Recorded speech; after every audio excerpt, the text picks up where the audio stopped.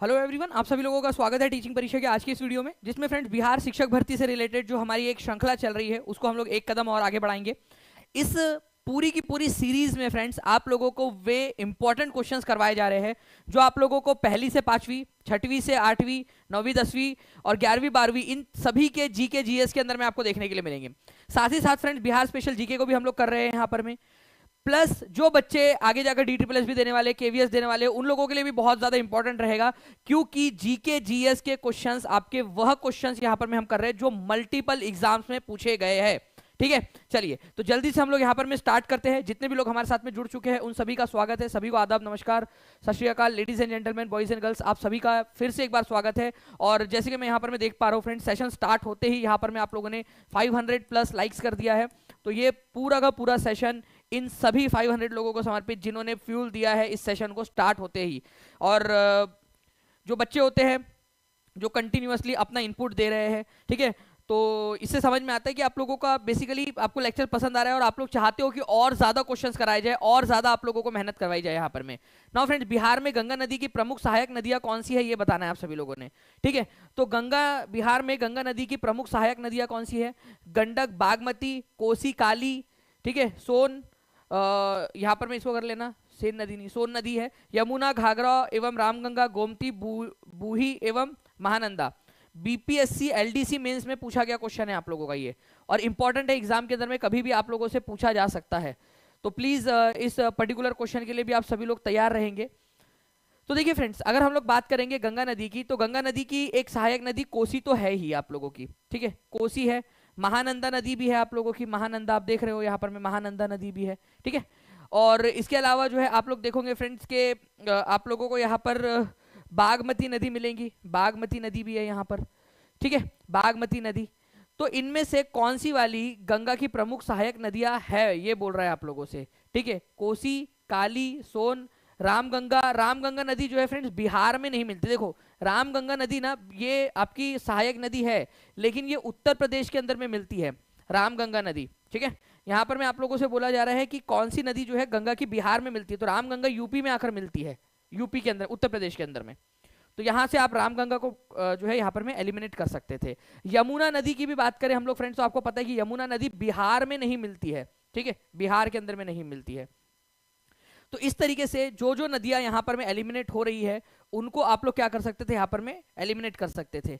तो गंडक, यहाँ पर में 3 तो आप लोगों का एलिमिनेट हो गया, तो जहां 3 है उसको काट दो, 3 है यहाँ पर में उसको काट दो। ओके, अब बारी आती है आप लोगों की गंडक और बागमती नदी तो है ही आप लोगों की। देखिए, गंडक नदी आकर मिलती है, ठीक है, आप लोगों की बागमती जो है ये नदी आकर मिलती है, आप लोगों की बागमती नदी आकर मिलती है। तो पहला वाला तो होगा आंसर, ठीक है। तो यहाँ केवल 4 दिया है, तो ये आंसर नहीं हो सकता आप लोगों का। तो आंसर क्या हो जाएगा फ्रेंड्स? आंसर हो जाएगा आपका ऑप्शन नंबर बी। अब एक चीज याद रखना, ये गोमती नदी के बारे में आप समझिए। गोमती नदी भी है सहायक नदी, लेकिन ये यूपी में आकर मिलती है। बात की गहराई को समझो आप लोग, ठीक है। रामगंगा नदी, यमुना नदी और गोमती नदी ये गंगा की सहायक नदियां है, लेकिन ये सहायक नदियां कहां पर में जाकर मिलती है? ये यूपी के अंदर में, उत्तर प्रदेश के अंदर में गंगा में जाकर मिल जाती है। और क्वेश्चन में बोला गया कि कौन सी नदियां जो बिहार में आकर मिलती है। तो ये बच्चे जो क्वेश्चन ये आया था उस समय में बच्चे जो है काफी ज्यादा परेशान थे कि इसका आंसर क्या होगा, क्योंकि यमुना तो है, ठीक है, गोमती भी है, तो बिहार वाला पूछा था, इस पर्टिकुलर इसको याद रखना था आप लोगों ने, ठीक है, कि बिहार के लिए पूछा है आप लोगों से, ठीक है। चलिए आगे बढ़ते हैं हम लोग फ्रेंड्स हमारे नेक्स्ट क्वेश्चन की तरफ में। हमारे आप लोग देख सकते हो कि लेफ्ट बैंक ट्रिब्यूटरीज, या ओवरऑल बता रहा हूँ पूरी की पूरी, चाहे यूपी हो, चाहे बिहार हो, चाहे पश्चिम बंगाल हो, हर जगह पे रामगंगा नदी है, घाघरा नदी है, कोसी रिवर है, गोमती है, गंडक है, ये लेफ्ट हैंड साइड से, ठीक है, लेफ्ट हैंड साइड से आकर मिलती है। और राइट हैंड साइड से आकर मिलने वाली है यमुना, चंबल, बेतवा, सोन, दामोदर एटसेट्रा। इस क्वेश्चन का आंसर कीजिए आप सभी लोग जल्दी जल्दी से। इस पर्टिकुलर क्वेश्चन का आंसर करेंगे सभी के सभी लोग।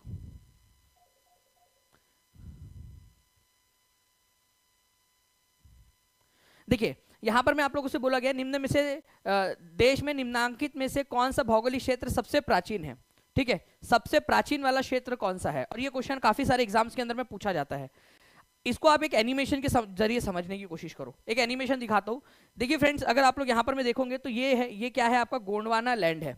क्या है? गोंडवाना। गोंडवाना लैंड क्यों बना था आपका, इसको भी आप समझ लीजिए। पहले ये बता दे, तो फिर बाद में ये एनिमेशन की तरफ में आगे बढ़ेंगे। ये मान लो हमारी पृथ्वी है, पहले एक ही महाद्वीप हुआ करता था जिसको बोलते थे पेंजिया।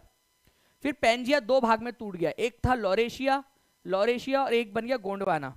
तो भारत जो है गोंडवाना का पार्ट था, आप देख रहे हो ये वाला है भारत का हिस्सा, ठीक है, ये हमारा दक्षिण भारत का इंडियन पेनिनसुलर वाला पार्ट है, ये गोंडवाना का पार्ट हुआ करता था। फिर गोंडवाना और टूटा, ठीक है, गोंडवाना भी टूटा आपका, ये याद रखना है आप लोगों ने, गोंडवाना टूटा। यहां पर मैं आप देखिए कि इस तरीके से ये गोंडवाना टूट रहा है, और गोंडवाना के टूटने के कारण, ठीक है, गोंडवाना के टूटने के कारण हमारा भारतीय प्रायद्वीप जो है वो ऊपर की तरफ में, या फिर आप कह सकते हो कि लॉरेशिया की तरफ में मूव हुआ। करोड़ों साल लगे उसमें, ऐसा नहीं था कि ऐसा ही हो गया, वो करोड़ों साल लगे। और देखिए यहाँ पर मैं जाकर ये लॉरेशिया की जो एशिया प्लेट थी उससे जाके टकराया, आप देखिए यहाँ पर मैं इस तरीके से ये ऊपर में जाके टकराया, और ये इसके टकराने के कारण ही यहाँ पर में क्या हुआ फ्रेंड, कन्वर्जन के कारण यहाँ पर में हिमालय का निर्माण हुआ। ये देखिए आप लोग, ये जो दिख रहा है ना आपको, ये हिमालय का निर्माण हुआ टकराने के कारण, ठीक है। तो ये जो आप लोगों की ये पॉइंट है, इसको आप लोगों ने याद रखना है कि सबसे पुराना वाला पार्ट कौन सा है, ठीक है, सबसे पुराना वाला पार्ट, तो ये प्रायद्वीपीय पार्ट है, इंडियन पेनिनसुलर प्लेटू जो प्रायद्वीपीय पार्ट है, ये गोंडवाना समय काल से, गोंडवाना का जो भाग था ना उस समय काल से ये आ रही है आप लोगों की, ठीक है जी, बिल्कुल। ये आपकी सारी जितने भी जीके जीएस के क्वेश्चंस आप लोगों से पूछे जा सकते हैं पहली से लेकर 12वीं तक, हर एक एग्जाम में काम आएगा, और एसएसटी के जो आप लोगों के सब्जेक्ट कंसर्न है उसमें भी काम आएगा, और जो साइंस के क्वेश्चन कराऊंगा वो साइंस वाले सब्जेक्ट कंसर्न में भी काम आएगा आपका। तो ध्यान से आप लोग देखते रहिए इस पर्टिकुलर क्वेश्चन को। ओके, चलिए, भारत की सबसे प्राचीन पर्वत श्रृंखला कौन सी है? बिहार पुलिस कांस्टेबल के अंदर में पूछा गया क्वेश्चन, भारत की सबसे प्राचीन पर्वत श्रृंखला बोला है, इसको इंपॉर्टेंट मार्क करो, ये बहुत सारे बार एग्जाम में आता है। सबसे प्राचीन वाली पर्वत श्रृंखला बताइए कौन सी है? तो सबसे प्राचीनतम पर्वत श्रृंखला की अगर हम लोग बात करेंगे फ्रेंड, तो सबसे प्राचीनतम है आप लोगों की अरावली, भारत के अंदर में पर्वत की बात हो रही है। तो वो इंडियन पेनिनसुला जो था ना आपका, चलिए यहाँ पर मैं फिर से दिखाता हूँ आप लोगों को, ठीक है, एक सेकेंड भाई, तुम मिटेगा थोड़ा सा, हाँ आ जाओ। तो देखिए यहाँ पर मैं जब से हम गोंडवाना का पार्ट थे, हम मतलब हमारा भारतीय प्रायद्वीप, तब से यहाँ पर में जो है फ्रेंड्स, ठीक है, उसी समय काल से आपको यहाँ पर में अरावली की पर्वत श्रृंखला देखने के लिए मिलती है, मतलब उस समय में भी मौजूद थी अरावली की पर्वत श्रृंखला। तो अरावली पर्वत श्रृंखला जब भारत का, प्राचीन भारत का पार्ट गोंडवाना का पार्ट था, तब से मौजूद है, और अभी जब भारत ऊपर में जाकर उधर में टकरा गया तब भी ये उसका पार्ट है। तो आप जब भी अरावली के पास में जाओ तो अरावली को बोलकर आना, राजस्थान जाओ, ठीक है, दिल्ली जाओ, हरियाणा जाओ, जो अरावली का एक्सटेंशन है, अरावली की पर्वत को देखो तो उसको बोलकर आना कि देख अरावली, ठीक है, हमने दानिश सर से पढ़ा है, दानिश सर ने बताया कि तुम जो हो ना वो कब से हो, कब से मौजूद हो, जब गोंडवाना पार्ट का भाग हुआ करता था भारत, ठीक है, करोड़ों साल पहले गोंडवाना का पार्ट, तब से ये अरावली पर्वत श्रृंखला यहाँ पर में मौजूद है, ठीक है। तो अरावली तो बहुत बहुत पुरानी है, बहुत लंबे समय से तू यहाँ पर में मौजूद है, इसी वजह से तेरी हाइट इतनी कम हो चुकी है, ठीक है, तो ये याद रखेंगे आप सभी लोग। तो सबसे पुरानी वाली पर्वत श्रृंखला कौन सी है? अरावली पर्वत श्रृंखला है सबसे पुरानी, ओल्डेस्ट, ठीक है। ऐसे इस क्वेश्चन को याद रखिए, बिहार पुलिस कांस्टेबल के अंदर में 2017 में आया हुआ क्वेश्चन है, कभी भी रिपीट हो सकता है। ये DSSB के लिए भी बिल्कुल इंपॉर्टेंट है, मानविक गौर जी, क्योंकि ये तो क्वेश्चन वहां भी पूछ सकते हैं ना कि सबसे प्राचीन पर्वत श्रृंखला कौन सी है। ओके, चलिए, एजुकेशनल बोल रहा है कि सर ठीक, मैं बता दूंगा उसको जाके अरावली को, तो बता देना बिल्कुल। अरावली दुनिया की सबसे प्राचीन वलित पर्वत श्रृंखलाओं में से एक है और भारत की सबसे पुरानी पर्वत श्रृंखला है यहाँ पर में, ठीक है। मानव कान का श्रव्य आवृत्ति परिसर क्या है? प्लीज पोल दीजिए इस क्वेश्चन का, और ये क्वेश्चन का आंसर मैं हर एक बच्चे से जानना चाहता हूँ कि कौन बच्चा इसका सही आंसर दे सकता है। 1500 के करीब यहाँ पर में बच्चे देख रहे हैं, और एक एक बच्चे का आंसर यहाँ पर में सही आना चाहिए, जल्दी से बताइए।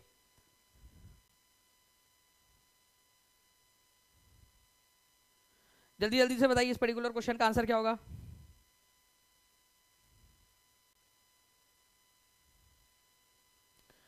सबसे एक बहुत ही इंपॉर्टेंट क्वेश्चन है, बहुत ज्यादा इंपॉर्टेंट क्वेश्चन है, और देखते कितने लोग आंसर कर पाते हैं। हर एक बच्चे से मैं यहाँ पर मैं बिल्कुल मॉनिटर कर रहा हूँ कि कितने बच्चों ने आंसर किया है इस क्वेश्चन का आंसर। मानव का श्रव्य आवर्ती परिसर क्या है? Audio frequency range of human ear. Answer करते जाइए, सभी ने आंसर करना है, कमेंट में आंसर करो, पोल में आंसर करो, जैसे आंसर करना है करो, लेकिन आंसर करो। मैं देख रहा हूं यहाँ पर मैं आपके आंसर क्या आ रहे हैं, हर बच्चे ने आंसर करना है। DSSB में भी पूछा जा सकता है ये वाला क्वेश्चन आपका कि ऑडियो फ्रीक्वेंसी क्या है इंसानों की, ठीक है। और यहाँ पर मैं जैसे कि मैं देख पा रहा हूँ फ्रेंड्स की 66% लोगों ने आंसर सी लगाया है, ठीक है, 20 हर्ट्ज से लेकर 20,000 हर्ट्ज। लेकिन क्या आपको पता है कि 20,000 हर्ट्ज को आप ऐसे भी लिख सकते हो 20 के, ठीक है, लिख सकते कि नहीं लिख सकते? कितने लोगों को पता है? पता है ना आप लोगों को? आप लोग यूट्यूब पे भी देखते होंगे, यहाँ पर मैं जैसे देखिए 918 यहाँ पर मैं लाइक्स हो चुके हैं आप लोगों के। जैसे ही 1000 लाइक्स कंप्लीट हो जाएंगे आपको 1K लाइक्स वहां पर में दिखाई देगा, है ना, आप लोग करके देख सकते हो सारे के सारे लोग। तो आपका जो है फ्रेंड्स यहाँ पर में 20,000 को 20K भी लिखा जा सकता है, ये समझ में आ रहा है? तो ये भी बिल्कुल सही है, 20 हर्ट्ज से 20,000 हर्ट्ज, ठीक है, 20,000 किलो हर्ट्ज, ठीक है, 20 किलो हर्ट्ज और 20 हर्ट्ज से 20,000 हर्ट्ज एक ही बात है वो दोनों के दोनों, ठीक है। 1 किलो का मतलब 1000 होता है, इसी वजह से 2 ऑप्शन सही है यहां पर में, तो answer more than one of the above होगा। Answer is option number E. कितने लोगों ने सही आंसर लगाया था, हाथ ऊपर करके बता दीजिए। ये क्वेश्चन मैंने सपनों वाली क्लास में कराया था कि नहीं कराया था, और वहां पर में भी आपको पहले एक सही ऑप्शन दिया था, ठीक है, फिर थोड़ी देर बाद मैंने आप लोगों को इस तरीके से कंफ्यूज करके ऑप्शन दिया था। याद आया है? जितने भी बच्चों ने यहाँ पर में सपनों वाली क्लास देखी होंगी, ठीक है, उन लोगों को याद होगा। और आज तो टेस्ट भी है सपनों वाली क्लास की आप लोगों की, तो जितने भी बच्चे हैं आई होप पढ़कर आए होंगे, ठीक है। आप लोगों की रात में टेस्ट होने वाली है, और जो भी बच्चे टॉप करेंगे उन लोगों के लिए इनाम भी है, जैसे कि मैंने आप लोगों से कहा था कि आप लोगों को जो है गिफ्ट भी मिलेगा, तो वो इनाम भी आप लोगों को मिलने वाला है। तो अच्छे से पढ़कर, अभी भी जिन लोगों ने भी नहीं रिवीजन नहीं की होंगी, पहले 4 क्लासेस की वो रिवीजन करके आना आज रात में। तो सी इज द करेक्ट, जो है बी और सी दोनों करेक्ट है, तो आंसर इसका ऑप्शन नंबर ई हो जाएगा, ठीक है। 20 हर्ट्ज से 20 किलो हर्ट्ज, या फिर 20 किलो हर्ट्ज को ही आप लोग जो है 20,000 हर्ट्ज भी बोल सकते हो, ठीक है, ये याद रखना था आप लोगों ने।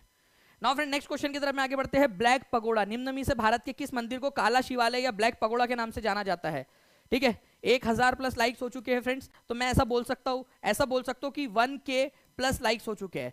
देखो अभी यहाँ पर में हमने यहाँ पर में भी रिवाइज कर लिया कि 1000 प्लस लाइक्स हो चुके हैं, तो 1K प्लस लाइक्स हो चुके हैं, ऐसा बोल सकते हैं हम लोग। तो वैसे ही 20 किलो हर्ट्ज बोलो, ठीक है, 20K हर्ट्ज बोलो, एक ही बात है वो, ठीक है।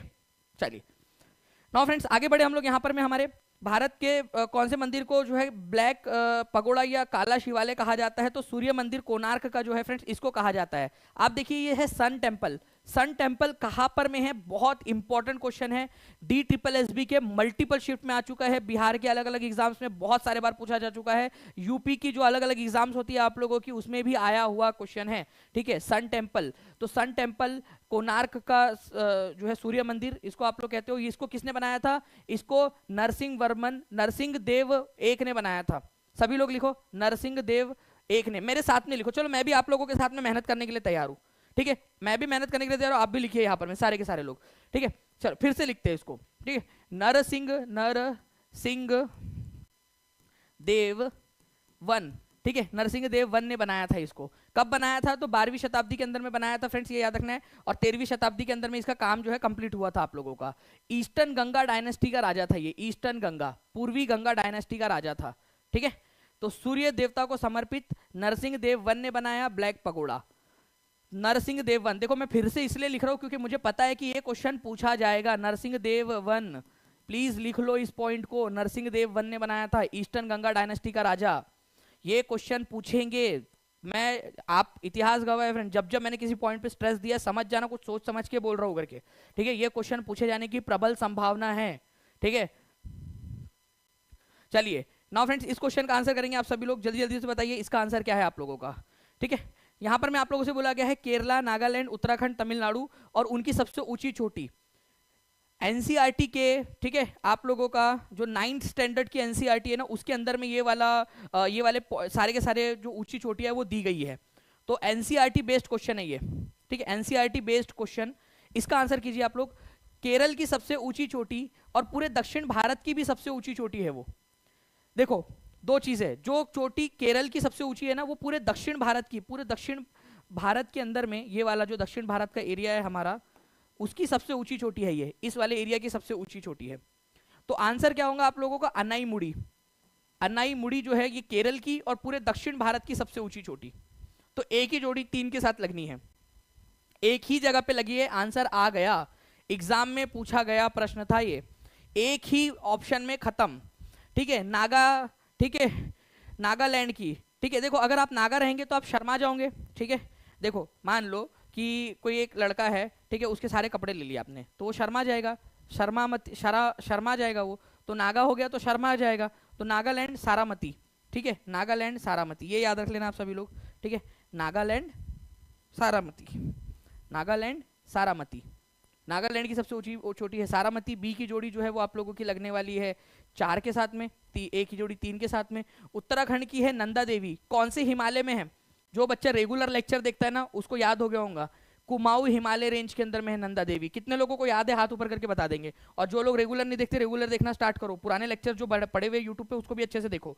तमिलनाडु जो है फ्रेंड्स उसकी सबसे ऊंची चोटी है डोडा बेट्टा, नीलगिरी की सबसे ऊंची चोटी। ठीक है, एक बार बिना ऑप्शन के करके बताओगे क्या टीम? मैं रिक्वेस्ट करूंगा कि इस क्वेश्चन को लास्ट में डाल दो, मैं चैलेंज दे रहा हूं, जिन लोगों को चैलेंज एक्सेप्ट है हाथ ऊपर करके बता देंगे कि ये ऑप्शन हटा दूंगा मैं वहां पर, मैं लास्ट में सिर्फ ये रखेंगे और आप मेरे को कमेंट करके बताओगे यहां पर मैं। ठीक है, आप मेरे को कमेंट करके बताओगे कि किसका क्या है, ये ऑप्शन हटा दिया जाए टीम। ठीक है, लास्ट में रख दो इस क्वेश्चन को। ये आप लोगों को मैप जो है फ्रेंड्स मिल जाएगा स्टेट वाइज, सबसे हाईएस्ट पीक कौन कौन सी है आप लोगों की। जैसे कि राजस्थान की सबसे ऊंची चोटी है गुरु शिखर, ठीक है। उसके बाद में मध्य प्रदेश की सबसे ऊंची चोटी है, ठीक है, धूपगढ़ आप लोगों की, ओके। उसके बाद में जो है बिहार की सबसे ऊंची चोटी कौन सी है? सोमेश्वर फोर्ट, सोमेश्वर किला, सोमेश्वर हिल, बिहार की सबसे ऊंची चोटी सोमेश्वर हिल, ये भी याद रखना है आप सभी लोगों ने। झारखंड की सबसे ऊंची चोटी कौन सी है? पारसनाथ, ठीक है। यहां पर में पारसनाथ, ऐसा कहा जाता है कि जो 23वें नंबर के तीर्थंकर थे, ठीक है, उन्होंने इसी की सबसे ऊंचा जो शिखर था सामेत शिखर, वहां पर में जाकर कैवल्य ज्ञान प्राप्त किया था झारखंड के अंदर में। ठीक है, मतलब उस समय झारखंड तो नहीं था लेकिन आज झारखंड में है वो जगह।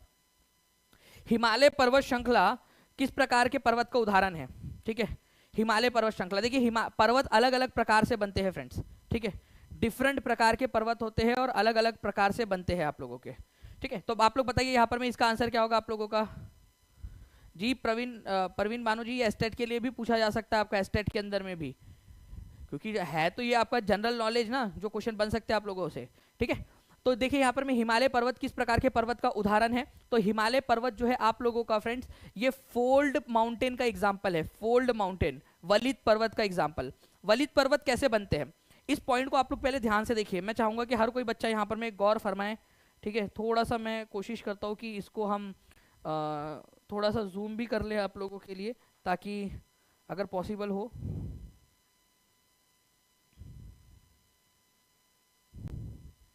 पॉसिबल हो तो आप एनिमेशन को जूम करके देख सके। यहाँ पर मैं देखिए, ये देखिए इस तरीके से क्या होता है, जो टेक्टोनिक प्लेट्स होती है ना, मान लो कि ये इधर से आई और एक दूसरे के ऊपर में अब चढ़ने लगी है, तो ये ऐसे जब एक टेक्टोनिक प्लेट दूसरे टेक्टोनिक प्लेट पर चढ़ रही होती है तो आप देखोगे यहाँ पर में ये पहाड़ उठता जाता है। तो हिमालय के अंदर में यही हो रहा है, हिमालय के अंदर में यही हो रहा है नीचे में, इसको वलित पर्वत कहते हैं। आप देखिए हुआ क्या था, हमारा भारत का दक्षिणी भाग गोंडवाना लैंड का पार्ट था, टूटकर ऊपर की तरफ में आया लॉरेशिया के तरफ में, ठीक है, और यहाँ पर में देखिए ये टकराया और उससे हिमालय बने।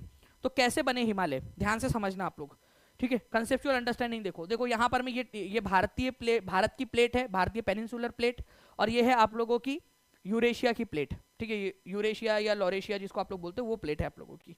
अब देखो ये ऊपर की तरफ में जाएगा, ऊपर की तरफ में जाने से पहले देखिए ये टकराने वाला है, अभी टकराने वाला है, देखो, ठीक है, इसको रोक रोक के कर रहा हूँ, देखो अब टकराने वाला है ये, ठीक है।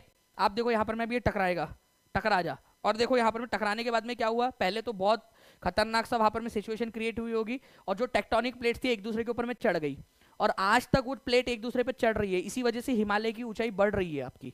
ऐसे जो पर्वत बनते हैं ना उनको कहा जाता है आप लोगों का वलित पर्वत, ठीक है, वलित पर्वत या फिर फोल्ड माउंटेन कहा जाता है। आप देखिए ऐसे ऐसी एक्टिविटीज वहां हो रही होगी, ओके। चलिए, तो ये याद रखना आप लोगों ने। 2200 के करीब लोग देख रहे हैं, 1200 लाइक से फ्रेंड्स, ये तो बहुत नाइंसाफी है। जब तक आप लोगों से कहा ना जाए आप लोग जो है कोई एक्टिविटी यहाँ पर में आप लोग भी नहीं करते हो, ठीक है। तो जो बच्चा भी यहाँ चाह रहा है कि सेशन आगे बढ़ता रहे, सेशन ऐसे ही होते रहे, जल्दी से एक साथ दबाकर हर एक बच्चा सेशन को लाइक कर देगा, ताकि मुझे लगे कि यार इतनी मेहनत करके जो आप लोगों के लिए सारी चीजें कर रहे हैं वो अच्छे से आगे में करते रहे। कुछ फूफा जी टाइप के लोग होंगे, वो उन लोगों को तो फिर छोड़ ही दो, उन लोगों का क्या है। ठीक है, आगे बढ़ते हैं हम लोग फ्रेंड्स। यहाँ पर में निम्नलिखित में से कौन सी श्रेणी हिमालय के अनुदैर्घ्य विस्तार में इसकी 3 समानांतर श्रेणियों में से एक नहीं है? हिमालय की 3 श्रेणियां हैं, कौन सी वाली इसमें से श्रेणी नहीं है? ठीक है, बताइए यहां पर में हिमालय की कौन सी वाली श्रेणी पर्वत श्रेणी नहीं है?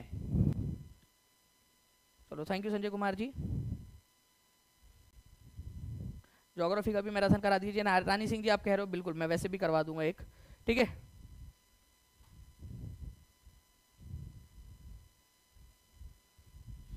देखिए निम्नलिखित में से कौन सी श्रेणी हिमालय के अनुदैर्घ्य विस्तार में, मतलब कि इस तरीके से जो है फ्रेंड्स पैरेलल जो है आप लोगों की रेंज नहीं है, 3 पैरेलल रेंजेस है हिमालय की, ठीक है। अगर आप यहाँ पर में देखोगे इस तरीके से हिमालय को अगर आप देखोगे तो ये मान लो हमारा भारत है, यहाँ से हिमालय आपका एक पर्वत श्रृंखला ये है, ठीक है, दूसरी पर्वत श्रृंखला मतलब उसी की एक श्रेणी है, और तीसरी वाली ये है, ठीक है, इस तरीके से। तो जो सबसे ऊपर वाली है ना उसको कहा जाता है आप लोगों का आप उसको कहते हो हिमाद्री, ठीक है, उसको हिमाद्री कहते हो या फिर ग्रेटर हिमालय, ठीक है। जो बीच वाली है उसको कहते हो हिमांचल, ठीक है, हिमांचल या फिर लोअर हिमालय या फिर जो है आप लोग इसको निचला हिमालय कहते हैं। और सबसे नीचे में सबसे साउथ में जो है वो है शिवालिक। तो 3 श्रेणियां हो गई। हिम शिखा नाम से कुछ भी नहीं है आपका, हिम शिखा नाम से कोई श्रेणी नहीं है। तो नहीं वाला पूछा था तो आंसर आपका ऑप्शन नंबर सी हो जाएगा। तो एक बार सभी के सभी लोग एक साथ लिख दीजिए, हर कोई लिखेंगे 3 श्रेणी उत्तर से दक्षिण तक। मैं आप लोगों को चैलेंज दे रहा हूं, आप लोग लिखोगे, ठीक है। हिमालय की 3 श्रेणियां हैं, ये सबसे ऊपर वाली है, ये बीच वाली है और ये आपकी सबसे साउथ वाली है। चलो तीनों के नाम लिखकर बताओ आप लोग। उत्तर से दक्षिण तक, ये क्वेश्चन बनता है कि उत्तर से दक्षिण तक के अंदर में अगर आप लोग लगाते हो तो क्या बनेगा आप लोगों का, उसका सही क्रम क्या बनेगा, तो बता दीजिए जल्दी जल्दी से। उत्तर से दक्षिण तक वाले के अंदर में आप लोगों का आपने बना दिया यहाँ पर में, आई होप। ग्रेटर हिमालय जिसको हिमाद्री कहते हैं, लेसर हिमालय जिसको हिमांचल कहते हैं, और सबसे साउथ वाला है शिवालिक आप लोगों का। अच्छा, एक बहुत ही इंटरेस्टिंग क्वेश्चन, एनसीईआरटी, ठीक है, 8th स्टैंडर्ड ज्योग्राफी के अंदर में दिया हुआ है ये, ठीक है, ज्योग्राफी के अंदर में। अगर उसके एक हम लोग यहाँ पर में उसको ढूंढकर लगा सके टीम, तो प्लीज मैं आपसे रिक्वेस्ट करूंगा कि लद्दाख कहाँ से कहाँ के बीच में लोकेटेड है। ये एनसीईआरटी की लाइन से उठा के पूछा है एसएससी वालों ने, ठीक है, क्वेश्चन एनसीईआरटी से उठाकर। तो आपके लिए भी आ सकता है, DSSB में, बिहार के टीआरई के अंदर में, एसटेट के एग्जाम के अंदर में पूछा जा सकता है। तो प्लीज तैयार रहिए इसके लिए। तो लद्दाख के बीच, लद्दाख कौन से 2 श्रेणियों के बीच में है, शिवालिक, झांसकर, काराकोरम रेंज या झांसकर रेंज, ठीक है, सेंट्रल हिमालय और शिवालिक, ग्रेटर हिमालय, शिवालिक। तो आंसर बहुत ही सिंपल सा है, काराकोरम और झांसकर रेंज के बीच में है। मैप के थ्रू देखेंगे हम लोग, आपको ज्यादा बेहतर तरीके से समझ में आएगा, ठीक है। ध्यान से देखिए आप लोग, ये है काराकोरम रेंज, सबसे ऊपर में काराकोरम पर्वत श्रृंखला, इसमें ही हमारा K2 है। K2 मतलब जो हमारे भारत की सबसे ऊंची चोटी है, वो किसका पार्ट है, काराकोरम का पार्ट है। एक और क्वेश्चन आपका, 1 नंबर आपको और मिल गया। काराकोरम किसका पार्ट है, काराकोरम जो है आप लोग का K2 या गॉडविन ऑस्टिन जिसको कहते हो, काराकोरम का पार्ट है, ठीक है। उसके बाद में यहाँ पर में देखिए, ये है झांसकर श्रृंखला, झांसकर रेंज, ये काराकोरम रेंज है, ये है झांसकर रेंज। उसके बीच में आप लोग देखिए, ठीक है, उसके बीच में अगर आप लोग देखोगे तो यहाँ पर मैं आपको दिखेगा लद्दाख रेंज, दिख रहा है आप लोगों को, लद्दाख रेंज। तो ऐसे आप लोगों ने याद रखना था फ्रेंड्स, लद्दाख रेंज आप लोगों को बीच में दिखाई दे रहा है, काराकोरम और झांसकर के बीच में है लद्दाख रेंज। इंपॉर्टेंट है, प्लीज इस पर्टिकुलर पॉइंट को याद रखिए आप लोग, ओके। बहुत ज्यादा इंपॉर्टेंट वाला पॉइंट है, काराकोरम और झांसकर, एनसीईआरटी में दिया हुआ है। मैं आपको प्रूफ भी दिखाने की कोशिश करता हूँ थोड़ी देर के अंदर में। नाउ फ्रेंड्स, यहाँ पर मैं देखिए यूपीटेट 2017 में पूछा गया क्वेश्चन, संविधान सभा ने राष्ट्रीय गान को कब अपनाया था, राष्ट्रगीत और राष्ट्रगान दोनों बताओ। राष्ट्रगीत किसको कहते हैं सर, ये क्वेश्चन टीआरई बीपीएससी 2.0 में भी आया था। श्वेता सिंह ने आपको एक मोटिवेशन दिया है, लीजिए एक मोटिवेशन आपके लिए, एसएससी एमटीएस का क्वेश्चन। और आपकी सहेली ने बता दिया यहाँ पर में कि बीपीएससी टीआरई 2.0 में भी आया था ये क्वेश्चन, आपके आप ही की सहेली यहाँ पर में बता रही है श्वेता जी, ठीक है। चलो धन्यवाद श्वेता जी। संविधान सभा ने राष्ट्रीय गान को अपनाया था, राष्ट्रीय गान को कब अपनाया था जल्दी बताइए। और राष्ट्रगान और राष्ट्रगीत में क्या फर्क है, तो देखिए राष्ट्रगान, ठीक है, जो गान है आपका राष्ट्रगान, नेशनल एंथम, वो है हमारा जन गण मन, जन गण मन, ठीक है, जो है। और राष्ट्रगीत जो इसको आप कहते हो वो है हमारा वंदे मातरम, वंदे मातरम। इसके बारे में मैं बहुत सारी चीजें बता सकता हूँ आप लोगों को, बहुत सारी चीजें। अगर आप अच्छे से पढ़ोगे, आपका रिस्पांस सही रहेगा, तो मैं बहुत सारी चीजें बताऊंगा। जन गण मन जो है फ्रेंड्स, रविंद्रनाथ टैगोर ने इसकी रचना की थी। और राष्ट्रगीत वंदे मातरम जो है, इसकी रचना बंकिम चंद्र चटर्जी ने की थी। वंदे मातरम पहली बार गाया गया था 1896 में, ठीक है, 1896 के अंदर में, ठीक है, कलकत्ता अधिवेशन में, कलकत्ता में गाया गया था इंडियन नेशनल कांग्रेस के, ठीक है। और यहाँ पर मैं आप लोगों का जन गण मन जो है वो 1911 में कलकत्ता अधिवेशन में गाया गया था। अब अगर आप लोग चाहते हो, ठीक है, कि मैं इनके अध्यक्ष के नाम भी बता दूं आपको इन दोनों सेशन के, तो आप लोग मुझे बताइए, आप लोगों का जितना मेरे को समझ में कैसे आएगा कि आप लोग पढ़ना चाहते हो और ज्यादा, वो आपके रिस्पॉन्स से। ठीक है, तो आप लोग बता देना, तो मैं और आगे मतलब इसको एक्स्ट्रापोलेट करके अच्छे से और आपको जो जो चीजें पूछी जा सकती है वो बताने की कोशिश करूंगा। संविधान सभा ने राष्ट्रगान को कब अपनाया था? राष्ट्रगान मतलब जन गण मन, और राष्ट्रगीत को भी उसी दिन अपनाया गया था, 24 जनवरी 1950 को। एग्जाम में पूछा गया क्वेश्चन है आपका, 24 जनवरी 1950। ठीक है, आंसर आप लोगों का हो जाएगा फ्रेंड्स ऑप्शन नंबर बी। ठीक है, option number B is the correct answer. चलिए नेक्स्ट क्वेश्चन की तरफ में आगे बढ़ते हैं फ्रेंड्स। उससे पहले संविधान सभा की अंतिम बैठक जो है 24 जनवरी 1950 को हुई थी। राजेंद्र प्रसाद को इसी दिन भारत का राष्ट्रपति चुना गया था। Now very important point, Bharat के राजेंद्र प्रसाद को भारत के पहले राष्ट्रपति के तौर पर कब चुना गया? देखो 26 तारीख को हमको संविधान लागू करना था, 2 ही दिन बचे, तो हमको राष्ट्रपति चुनना पड़ेगा ना फटाक से, ताकि हमारा देश गणतंत्र बन सके, कोई तो एक बड़ा इंसान हो हमारा, ठीक है, राष्ट्रपति। तो 24 जनवरी को भारत के राष्ट्रपति का चुनाव हुआ, जो हमारी प्रोविजनल पार्लियामेंट थी। उसके बाद प्रोविजनल पार्लियामेंट के बारे में आप लोगों को बताया मैंने आपके सपनों वाली क्लास के अंदर में कि कैसे 26 नवंबर को ही प्रोविजनल पार्लियामेंट वाला जो कंसेप्ट है वो लागू कर दिया गया था। 26 नवंबर को नागरिकता का, प्रोविजनल पार्लियामेंट का, इलेक्शन का वो कंसेप्ट हमने लागू कर दिया था 26 नवंबर को ही। उसी का इस्तेमाल करते हुए 24 जनवरी 1950 को राष्ट्रपति का चुनाव करवाया गया, क्योंकि जो बचे हुए कंसेप्ट थे 95% कंसेप्ट हमारे संविधान के, उनको 26 जनवरी को हमको लागू करना था पूरा संविधान एक साथ। तो 24 जनवरी को राष्ट्रपति का चुनाव करवा लिया गया, और राजेंद्र प्रसाद जो कि संविधान सभा के अध्यक्ष थे वो पहले अध्यक्ष बन गए, पहले भारत के राष्ट्रपति बन गए। ठीक है, नेशनल सॉन्ग और नेशनल एंथम दोनों को इसी दिन अडॉप्ट किया गया था, ये याद रखना है आप सभी लोगों ने। ठीक है, और टोटल संविधान के ऊपर में टोटल 284 लोगों ने हस्ताक्षर किए थे 26 नवंबर, ठीक है, और 24 जनवरी को मिलाकर। नाउ फ्रेंड्स, अब आप लोगों के लिए प्रूफ, आपसे जो बात कह रहा हूं ना प्रूफ के साथ कह रहा हूं, ये एनसीईआरटी, ठीक है, 8th स्टैंडर्ड की बुक का स्क्रीनशॉट है, एनसीईआरटी का स्क्रीनशॉट। काराकोरम रेंज, ठीक है, टीम एक बार फिर से इसके बाद में क्वेश्चन लगा दीजिए उस वाले क्वेश्चन को। झांसकर माउंटेन, ठीक है, उसके बीच में है आप लोगों का, ठीक है, ये याद रखना है आप लोगों ने। जो लद्दाख है, उसके लद्दाख के नॉर्थ में क्या है? काराकोरम है, और लद्दाख के साउथ में क्या है? झांसकर माउंटेन रेंज है, ऐसा बोलना है इसका। क्या कह रहा है ये कि ये अगर लद्दाख है मान लो, ठीक है, ये आप लोगों का लद्दाख है, तो लद्दाख के नॉर्थ में है काराकोरम, और लद्दाख के साउथ में है झांसकर। एनसीईआरटी है ये आप लोगों की, एनसीईआरटी, ठीक है आपका। तो ये क्वेश्चन आप लोग देखिए, एसएससी एमटीएस में पूछा था, लद्दाख सिचुएटेड बिटवीन, ठीक है, नॉर्थ में क्या है और साउथ में क्या है। अब आप लोग बताओ, अब एक लेवल बढ़ गया ना आप लोगों का, तो अब बताओ कि नॉर्थ में क्या है और साउथ में क्या है। मैं आप लोगों से इंतजार कर रहा हूं कि लद्दाख रेंज है, ये लद्दाख है, लद्दाख, इसके नॉर्थ में क्या है और साउथ में क्या है, अब बताओ आप लोग। चलो एक लेवल और आगे बढ़ जाएंगे ना हम लोग यहाँ पर में, ठीक है। 1750 लाइक्स भी आप लोगों ने कर दिए, बिल्कुल आप ऐसे ही पढ़ते रहोगे फ्रेंड्स, बढ़िया से रिस्पॉन्स करते रहोगे तो हम लोग और आगे करते रहेंगे, आगे बढ़ते रहेंगे, ठीक है।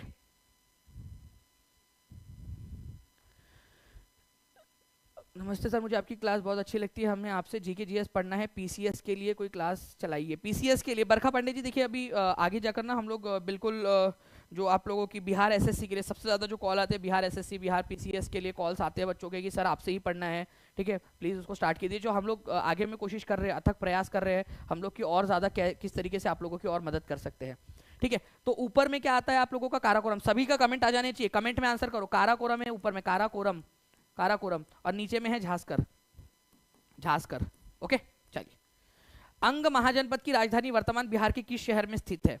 बिहार से रिलेटेड क्वेश्चन, और ऐसे भी आपसे पूछा जा सकता है, हो सकता है DSSB में पूछ ले, क्योंकि 16 महाजनपद हुआ करते थे, महाजनपद, ठीक है, 16 महाजनपद हुआ करते थे भारत के अंदर में, ठीक है। उनमें से एक महाजनपद था अंग महाजनपद। अंग महाजनपद की राजधानी थी, क्या थी अंग महाजनपद की राजधानी? कोई बता सकता है मुझे? पहले तो ये बताओ अंग महाजनपद की राजधानी क्या थी, सबसे पहला पॉइंट तो ये उठता है, अंग महाजनपद की राजधानी क्या थी? तो अंग महाजनपद की राजधानी थी चंपा, चंपा लिखो, चंपा। और ये चंपा कहाँ थी? आज के भागलपुर में मिलेंगी आपको, आज के भागलपुर के अंदर में, ठीक है। तो ये आप लोगों ने याद रखना है, पटना में नहीं थी भाई। अंग महाजनपद की बात हो रही है, मगध महाजनपद की नहीं। मगध महाजनपद की राजधानी राजगीर और फिर बाद में पाटलिपुत्र बनी, बट यहाँ बात हो रही है अंग महाजनपद की। तो अंग महाजनपद और उसके बाद में आप लोगों का मगध महाजनपद और वज्जी महाजनपद, ये 3 महाजनपद बिहार के अंदर में मौजूद थे, मगध, अंग और वज्जी। वज्जी की राजधानी थी वैशाली। लिख दूं क्या आप लोगों के लिए? चलो अब इतना खर्चा हो ही गया है मालिक, तो लिख भी देता हूँ आप लोगों के लिए, कोई दिक्कत थोड़ी आपके लिए, ठीक है। यहाँ पर मैं पहले आप लोग ये देख लीजिए, ये आपका मगध महाजनपद है, ये अंग महाजनपद है, और ये वज्जी या वज्जी है, ठीक है। तो आप लोगों के लिए मैं लिख देता हूँ पहले मगध का। मगध के बारे में बहुत बार क्वेश्चन आ चुका है। मगध का, मगध की फर्स्ट कैपिटल थी राजगीर, ठीक है, राजगीर। सेकंड वाली कैपिटल जो थी उसकी सेकंड वाली कैपिटल थी पाटलिपुत्र, पाटलिपुत्र, ठीक है। उसके बाद में अगर हम लोग बात करेंगे हमारे अंग की, तो अंग महाजनपद जो अभी मैंने आपको बताया, जल्दी बताओ क्या बताया था मैंने अंग महाजनपद की राजधानी, आप लोग कमेंट करके बताएंगे मेरे को, आप लोगों से कमेंट के यहाँ पर मैं चाहिए आपसे, ठीक है। फिर मैंने आपको बताया वज्जी महाजनपद, वज्जी या वृज्जी भी इसको बोलते हैं, इसकी राजधानी थी वैशाली, वैशाली, ठीक है। ऐसे आपको याद रखना था, 3 महाजनपद बिहार के अंदर में। और यहाँ पर मैं आप लोग एक चीज समझ लीजिए फ्रेंड्स, कि अंग महाजनपद जब बोला जाए ना तो उसकी राजधानी चंपा है, ये याद रखना, जो आज के भागलपुर जिले के अंदर में पड़ती है, जो क्वेश्चन आपसे पूछा गया था, ठीक है। ऐसे आपसे पूछा जाता है। नाउ आगे बढ़ते हम लोग, निम्न में से किस महाद्वीप में सबसे अधिक देश है? 66वीं बीपीएससी का क्वेश्चन, बताओ कौन से महाद्वीप में सबसे ज्यादा देश है? बीपीएससी में पूछा गया क्वेश्चन है, कोई अपने अपन तो कर नहीं रहे, जो एग्जामिनर ने पूछा वही वाला क्वेश्चन है आपका, और हो सकता है ये क्वेश्चन उठा के वो वापस से डाल दे आप लोगों के लिए। तो बताइए जल्दी से, जल्दी जल्दी से बताएंगे इस पर्टिकुलर क्वेश्चन का आंसर क्या होगा आप लोगों का। सबसे ज्यादा देश कौन से वाले महाद्वीप में आप लोगों को मिलेंगे? तो सबसे ज्यादा देश आपके अफ्रीका महाद्वीप के अंदर में है फ्रेंड्स, ये याद रखना है आप लोगों ने। इसमें 54 कंट्रीज है, और दूसरे नंबर पे आता है फिर हमारा एशिया, जिसके अंदर में 48 कंट्रीज है, 48 कंट्रीज, ठीक है। हमारा भारत भी इन 48 कंट्रीज में से ही एक है। तो सबसे ज्यादा देश आप लोगों को मिलेंगे, ठीक है, अफ्रीका महाद्वीप में। वैसे अफ्रीका महाद्वीप एरिया वाइज दूसरे नंबर पे आता है, बात समझो। एरिया के हिसाब से सबसे बड़ा महाद्वीप है एशिया, उसमें 48 कंट्रीज है। एरिया के हिसाब से दूसरे नंबर पे आता है, एरिया क्षेत्रफल के हिसाब से दूसरे नंबर पे आता है अफ्रीका, उसके अंदर में 54 कंट्रीज है। ऐसा नहीं होता है क्या, बड़े भाई और छोटा भाई, ये मान लीजिए बड़े भाई के 2 बच्चे हैं और छोटे भाई के 5 बच्चे हैं, ऐसा भी होता है ना कभी कभी, ठीक है। तो बस ऐसे ही समझ लो, ये छोटा भाई है, एरिया के हिसाब से छोटा, लेकिन ज्यादा देश है उसके अंदर में। और ये आप देख सकते हो फ्रेंड्स, पूरा का पूरा अफ्रीका इस तरीके से आपके 54 कंट्रीज है टोटल उसके अंदर में, ठीक है। चलिए नाउ फ्रेंड नेक्स्ट क्वेश्चन की तरफ में आगे बढ़ते हैं, और ये भी आप लोगों का 68वीं बीपीएससी में पूछा गया क्वेश्चन, ताजा ताजा क्वेश्चन है, आंसर करेंगे आप सभी लोग इसका। बताइए 1900 प्लस लाइक्स आपने कर दिए फ्रेंड्स, 2500 के करीब बच्चे देख रहे हैं। जल्दी जल्दी से सेशन को आगे भी बढ़ाते रहेंगे, और टीचिंग परीक्षा चैनल को सब्सक्राइब कर देना है हर किसी ने, जितने भी बच्चे देख रहे हैं, अगर आप चाहते हो कि आगे में भी ऐसे ही आप लोगों को वीडियोस मिलते रहे तो।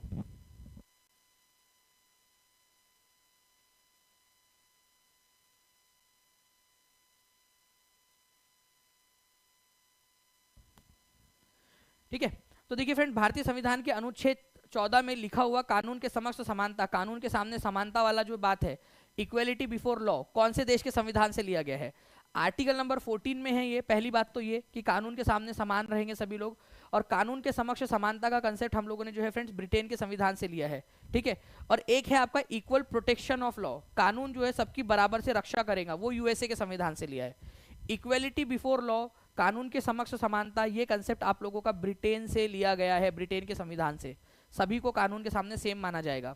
तो आप देखिए ब्रिटेन के संविधान से क्या लिया है हमने? पार्लियामेंट्री फॉर्म ऑफ गवर्नमेंट, मतलब कि संसदीय शासन प्रणाली रहेगी। इक्वेलिटी बिफोर लॉ, कानून के समक्ष समानता, आर्टिकल नंबर 14 में। Single citizenship, very important, single citizenship, ठीक है। एकल नागरिकता, आप बिहार के हो, उत्तर प्रदेश के हो, महाराष्ट्र के हो, दिल्ली के हो, कहीं के भी हो, आप भारत के नागरिक हो। आप बिहार के नागरिक नहीं हो, आप बिहार के रहवासी हो, आप उत्तर प्रदेश के रहवासी हो, आप दिल्ली के रहवासी हो, आप हरियाणा के रहवासी, राजस्थान के रहवासी हो, बट नागरिक आप एक ही हो, भारत के नागरिक हो। तो एकल नागरिकता, सिंगल सिटीजनशिप का कंसेप्ट हमने ब्रिटेन से लिया है। जबकि यूएसए में डुअल सिटीजनशिप चलती है, राज्य का भी नागरिक होता है और देश का भी। हमारे यहाँ ऐसा नहीं है, केवल रहवासी होता है हमारे यहाँ पर में, जो अलग अलग राज्य है उनके, ठीक है। तो ऐसे आप लोग इसको याद रख सकते थे। बाकी फंडामेंटल राइट्स, ठीक है, हमने कहां से लिया हुआ है ये मैंने आप लोगों को ऑलरेडी बताया हुआ है। इक्वल प्रोटेक्शन ऑफ लॉ जब बोलता है ना, कानून जो है सबकी बराबर रक्षा करेगा, वो यूएसए से लिया है। देखो एक बार ना कान खोल के बहुत ध्यान से सुनो, इक्वेलिटी बिफोर लॉ, कानून के सामने समानता, ब्रिटेन के संविधान से। इक्वल प्रोटेक्शन ऑफ लॉ बोले ना, कानून सबकी रक्षा बराबर रूप से करेगा, सबकी रक्षा करेगा। सलमान खान की रक्षा कर रहा है, ठीक है, तो कोई एक गरीब से गरीब इंसान होगा तो उसकी भी रक्षा करेगा कानून, सबको समान रूप से संरक्षण देगा। कानून हमेशा सजा देने के लिए नहीं होता है, बचाने के लिए भी होता है कानून। तो वो हमने यूएस के संविधान से लिया था, इक्वल प्रोटेक्शन ऑफ लॉज वाला, ठीक है। बीपीएससी सांख्यिकी अधिकारी का क्वेश्चन आप लोगों का, जल्दी बताइए इसका आंसर क्या होने वाला है, ठीक है। सांख्यिकी अधिकारी का, निम्नलिखित में से निम्नलिखित पर्वतों में से भारत पर्वतों का उत्तर से दक्षिण की ओर सही क्रम कौन सा है? तो उत्तर से दक्षिण की ओर सही क्रम कौन सा है ये बता देंगे आप सभी लोग, ठीक है। तो उत्तर से दक्षिण की ओर सही क्रम क्या है? ये इन पर्वत श्रृंखलाओं का, सबसे पहली बात तो फ्रेंड्स आप लोगों का उत्तर से दक्षिण की ओर बोला है, तो हिमालय सबसे दक्षिण में हो सकता क्या? आप बताओ, हिमालय सबसे ऊपर में ही होगा आपका, ये बात मानते हो कि नहीं मानते हो आप लोग? सातपुड़ा भी कैसे हो सकता है? हिमालय जो है नीचे हो ही नहीं सकता है ना। तो यहाँ पर में भी आप लोग देख लीजिए कि सातपुड़ा ऊपर में नहीं, हिमालय उसके नीचे हो ही नहीं सकता है। उत्तर से दक्षिण की तरफ में लगाना है, एक के अलावा कोई आंसर ही नहीं बचा, ठीक है। और 59% लोग जो है फ्रेंड्स उन्होंने आंसर अभी भी सी लगाया है, जबकि कितना इजी क्वेश्चन है ये आपका, ठीक है। तो आंसर यहां पर में क्या हो जाएगा फ्रेंड्स आप लोगों का? यहां पर हिमालय है आपका, हिमालय पर्वत श्रृंखला है, ठीक है। फिर ये विंध्या है, विंध्या पर्वत श्रृंखला यहां पर में है। फिर सातपुड़ा उसके जस्ट नीचे में यहां पर में सातपुड़ा है, इनके बीच में से एक नदी बहती है, बताओ जल्दी से। यहां पर में विंध्या है, यहां पर में सातपुड़ा है, उनके बीच में से जो नदी बहती है उस नदी का नाम आप लोग बताएंगे। और नीचे में फिर उसके नीचे में आ जाती है आप लोगों की सबसे लास्ट में नीलगिरी पर्वत श्रृंखला, यहाँ पर में राजस्थान, आपके तमिलनाडु, केरल और कर्नाटक के बीच में नीलगिरी पर्वत श्रृंखला। नीलगिरी पर्वत श्रृंखला में पश्चिमी घाट और पूर्वी घाट का मिलन होता है, ये भी याद रख लेना आप लोग, पश्चिमी घाट और पूर्वी घाट का मिलन, ठीक है।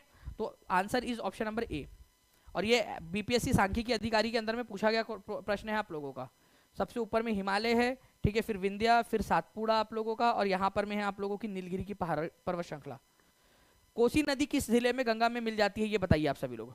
कोसी नदी गंगा में कौन से नदी में, कौन से जिले में जाकर मिल जाती है, ये भी आप लोगों को करवाया हुआ है, ठीक है। चलिए 2000 प्लस लाइक्स हो गए, तो अब मैं फिर से रिवाइज करा देता हूं आप लोगों को। जब हमने कहा कि 2000 प्लस लाइक्स हो गए हैं तो हम इसको कैसे लिख सकते हैं? 2K प्लस लाइक्स हो गए हैं। मैं ये क्यों आपको बता रहा हूं कि वो के वाला जो कंसेप्ट था ना, वो सुनने वाला, प्लीज मैं टीम से रिक्वेस्ट करूंगा कि एक बार फिर से उस क्वेश्चन को लगा दिया जाए आगे में, ठीक है, ताकि एक बार रिवीजन हो जाए बच्चों की मेरे। तो याद रखना है कि 1000 को आप, जो 1000 होता है उसको के लिख सकते हो, जैसे 1000 है, ठीक है, तो उसको 1K लिख सकते हो आप लोग, 1K, ठीक है। 2000 है तो 2K लिख सकते हो। वैसे ही 20,000 जो होता है उसको 20K लिख सकते हो आप, 20K लिख सकते हो आप लोग, 20 किलो, ओके। तो ये याद रखना है आप लोगों ने। तो 2000 लाइक्स हो गए मतलब 20K लाइक्स हो गए। अब वो क्वेश्चन अभी वापस से वो आपका जो क्वेश्चन जिसमें कंफ्यूजन हुआ था ना आप लोगों को, वो फिर से दिखा दूंगा मैं आपको। तो देखिए फ्रेंड्स, कोसी नदी जो है वो बिहार का शोक के नाम से जानी जाती है और कटिहार जिले के अंदर में आकर मिल जाती है। कटिहार जिले में, कटिहार जिला कौन से राज्य के साथ में अपनी सीमा साझा करता है ये आप लोग मुझे बताइए। कौन से राज्य के साथ में अपनी सीमा साझा करता है ये बताइए। देखते कौन सा बच्चा है यहाँ पर में जो इस क्वेश्चन का आंसर कर पाए। कटिहार कौन से राज्य के साथ में अपनी सीमा साझा करता है? कटिहार कौन से राज्य के साथ में अपनी सीमा साझा करता है?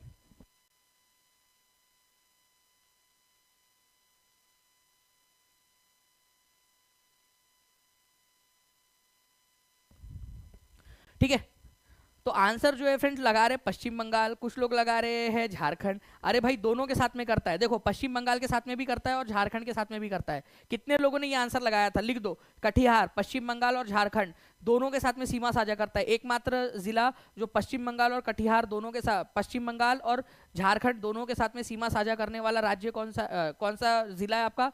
कटिहार जिला है। पश्चिम बंगाल अकेला लगाने वालों ध्यान से समझो, दोनों के साथ में करता है, पश्चिम बंगाल के साथ में भी और नीचे में झारखंड है उसके साथ में भी करता है। इसी वजह से आप लोगों को जहां जहां जो पॉइंट बन सकते हैं, जहां आपको कंफ्यूज किया जा सकता है एग्जामिनर के द्वारा, सारे याद करवा दूंगा आपको, ठीक है। चलिए इस क्वेश्चन का आंसर आप लोग करोगे, मैं इस क्वेश्चन को पढ़ना भी नहीं चाहूंगा, मैं चाहूंगा कि आप लोग करें। यहाँ पर में आप सभी लोग कमेंट के अंदर में आंसर आना चाहिए आपका, यहाँ पर में कमेंट में आंसर करो, पोल ना दिया जाए इस पर्टिकुलर क्वेश्चन का प्लीज, ठीक है। मैं चाहता हूं कमेंट में आंसर करें बच्चे।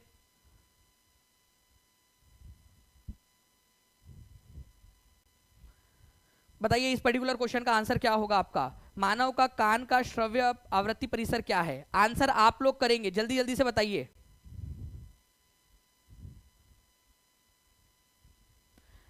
जल्दी आंसर क्या होगा? अभी भी कुछ लोग सी आंसर लगा रहे हैं। जो बच्चा स्टार्टिंग से देख रहा है ना वो गलत कर ही नहीं सकता इसको। जिस बच्चे ने भी स्टार्टिंग से लेक्चर देखा है वो गलत कर ही नहीं सकता। आंसर देखिए यहाँ पर में 20 हर्ट्ज से लेकर 20,000 हर्ट्ज तक सुन सकता है इंसान। 20 हर्ट्ज से लेकर 20,000 20 किलो हर्ट्ज, वही हो गई बात। ठीक है, किलो का मतलब ही होता है 3 बार 0 यहाँ पर में। ठीक है, तो दोनों के दोनों यहाँ पर में आप लोगों के सही है। तो जब दोनों के दोनों सही है यहाँ पर में तो more than one of the above answer आप लोगों का हो जाएगा। ठीक है, more than one of the above, तो answer is option number E. ऐसे याद रखना था आप लोगों ने।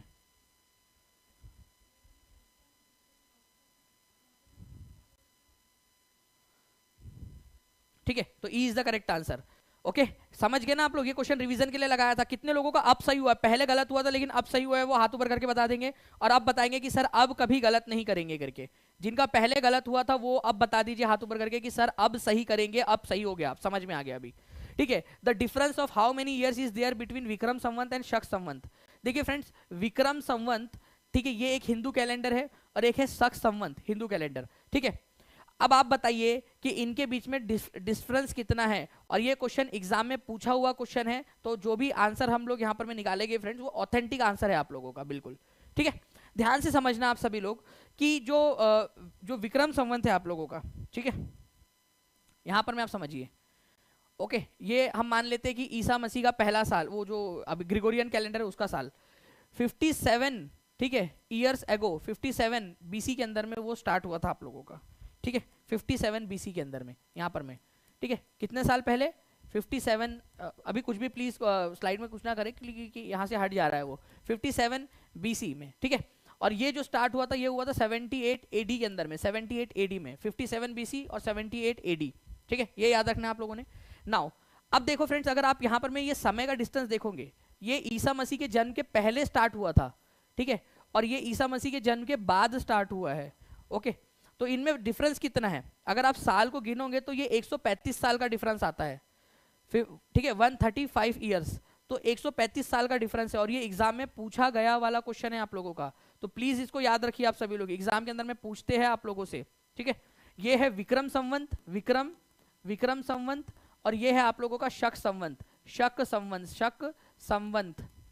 आप लोगों को बताइए कि हमारे भारत का ऑफिशियल कैलेंडर कौन सा है, विक्रम संवत है या शक संवत है? एक एक बच्चा, जो बच्चा रेगुलर क्लास देख रहा है, इवन सपनों वाली क्लास के अंदर में भी बार बार बताया मैंने आप लोगों को रात में कि भाई हमारे भारत का ऑफिशियल कैलेंडर कौन सा है और कौन से साल में उसको स्टार्ट किया गया था, ये भी आप लोग मुझे बताएंगे। ठीक है, जल्दी जल्दी से बताइए यहां पर में। ठीक है,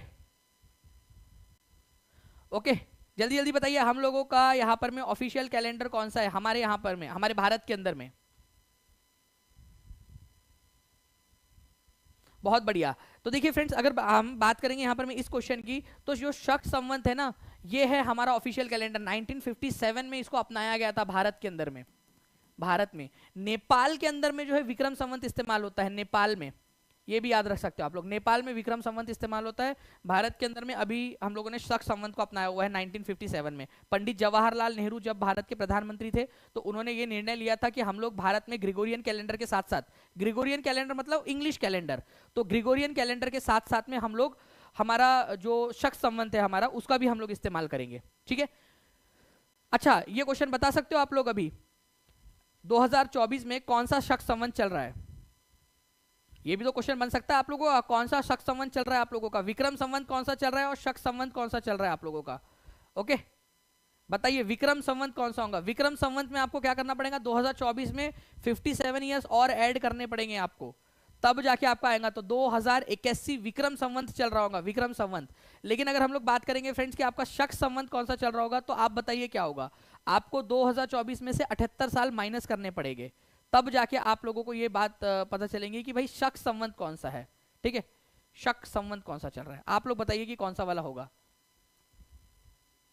वेरी गुड, काफी सारे लोगों ने आंसर कर दिए। 1945 शक संवत चल रहा है सर, वेरी गुड। ठीक है, 1945वां शक संवत चल रहा है अभी एट प्रेजेंट, 1945वां। और विक्रम संवत देखो अभी क्या चल रहा है, अगर मैं लिख देता हूं ना आपके लिए, विक्रम संवत की बात करूं, विक्रम, ठीक है, तो एक 2081वां चल रहा है, 2081। और शक संवत की बात करूं, शक संवत की, तो वो चल रहा है आपका 1945, मतलब हम तो इसमें आजाद भी नहीं हुए अभी तक। ठीक है, शक संवत के अंदर में ठीक है, चलिए आगे बढ़ते हैं हम लोग यहाँ पर मैं फ्रेंड नेक्स्ट पॉइंट की तरफ में। उससे पहले मैं आप लोगों को बता दूं कि बिहार के अंदर में आप लोगों को अगर आप सिलेक्शन अपना सुनिश्चित करना चाहते हो फ्रेंड्स, तो टीआरई 3.0 की जो सिलेक्शन बैचेस है वो आप लोगों की स्टार्ट हो चुकी है। इवन जो बच्चे टीआरई 4.0 के अंदर में एलिजिबल है, 3.0 में नहीं है, ठीक है, उन लोगों के लिए भी कुछ यहाँ पर में किया जा रहा है कि उनके लिए 4.0 की फाउंडेशन बैच स्टार्ट की जा रही है, ताकि वो लोग अभी से अपनी तैयारी को शुरू कर सके। ठीक है, अगर उनको पता है कि यार उनका एस्टेट के कारण या फिर उन लोगों का जो है एलिजिबिलिटी के कारण नहीं हो पा रहा है, तो वो 4.0 वाली बैच के लिए भी कर सकते हैं। आप लोगों का नीचे में नंबर चल रहा है फ्रेंड्स 7611101101 9697888844, उसके ऊपर में आप कर सकते हो। जो रिवीजन बैच है, ठीक है, जो बच्चा 4.0 के लिए लेगा उसको रिवीजन बैच में भी अलाउ किया जाएगा, ताकि उसकी थोड़ी सी एक रफ पेंटिंग हो जाए उसकी भी। ठीक है, तो रिवीजन बैच जो 300 रुपीज़ की है वो भी लॉन्च हो चुकी है आप लोगों की। ठीक है, जो रिवीजन बैच में एनरोल करना चाहते हैं वो कर सकते हैं, बाकी जो पेड वाले बच्चे उनके लिए रिवीजन बैच फ्री है। विटीकल्चर, वेजिकल्चर, पिसीकल्चर, ओलेरी कल्चर, जल्दी बताइए यहाँ पर मैं आप लोग इसका आंसर क्या होगा आप लोगों का, कि किसकी जोड़ी किसके साथ बनेगी। और ये एग्जाम में पूछा गया क्वेश्चन है। देखिए अभी तक फिलहाल में एज लिमिट के अंदर में मीना कुमारी जी जो दिया हुआ है 37 पुरुषों के लिए, ठीक है, और 40 महिलाओं के लिए, और बाकी की जो रिजर्व कैटेगरीज है उनके लिए वो अभी भी यही है। SC ST के लिए 42 ईयर्स है। तो अभी फिलहाल में एज लिमिट बढ़ाने का नहीं आया है, अगर वो आता है तो मैं आप लोगों को जरूर बताऊंगा। ठीक है,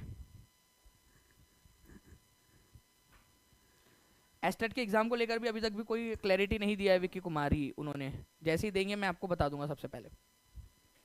तो देखिए विटीकल्चर, अंगूर की बेटी हूँ, ठीक है, सुई ना चुबा देना, वो गाना आया था ना एक, तो अंगूर की खेती, विटीकल्चर, शराब, ठीक है, नशा जो होता शराब में तो नाचती बोतल।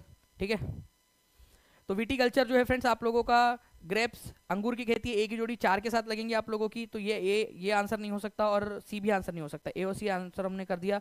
ठीक है, पीसी कल्चर जो है फ्रेंड्स मछलियों के उत्पादन को कहा जाता है, मछलियाँ, ठीक है, मछलियों के, फिश के लिए, तो सी की जोड़ी 2 के साथ लगेंगी। सी की जोड़ी यहाँ नहीं लगी है, यहाँ भी नहीं लगी है, ठीक है, आप लोगों का तो दो जगह पे है यहाँ पे के।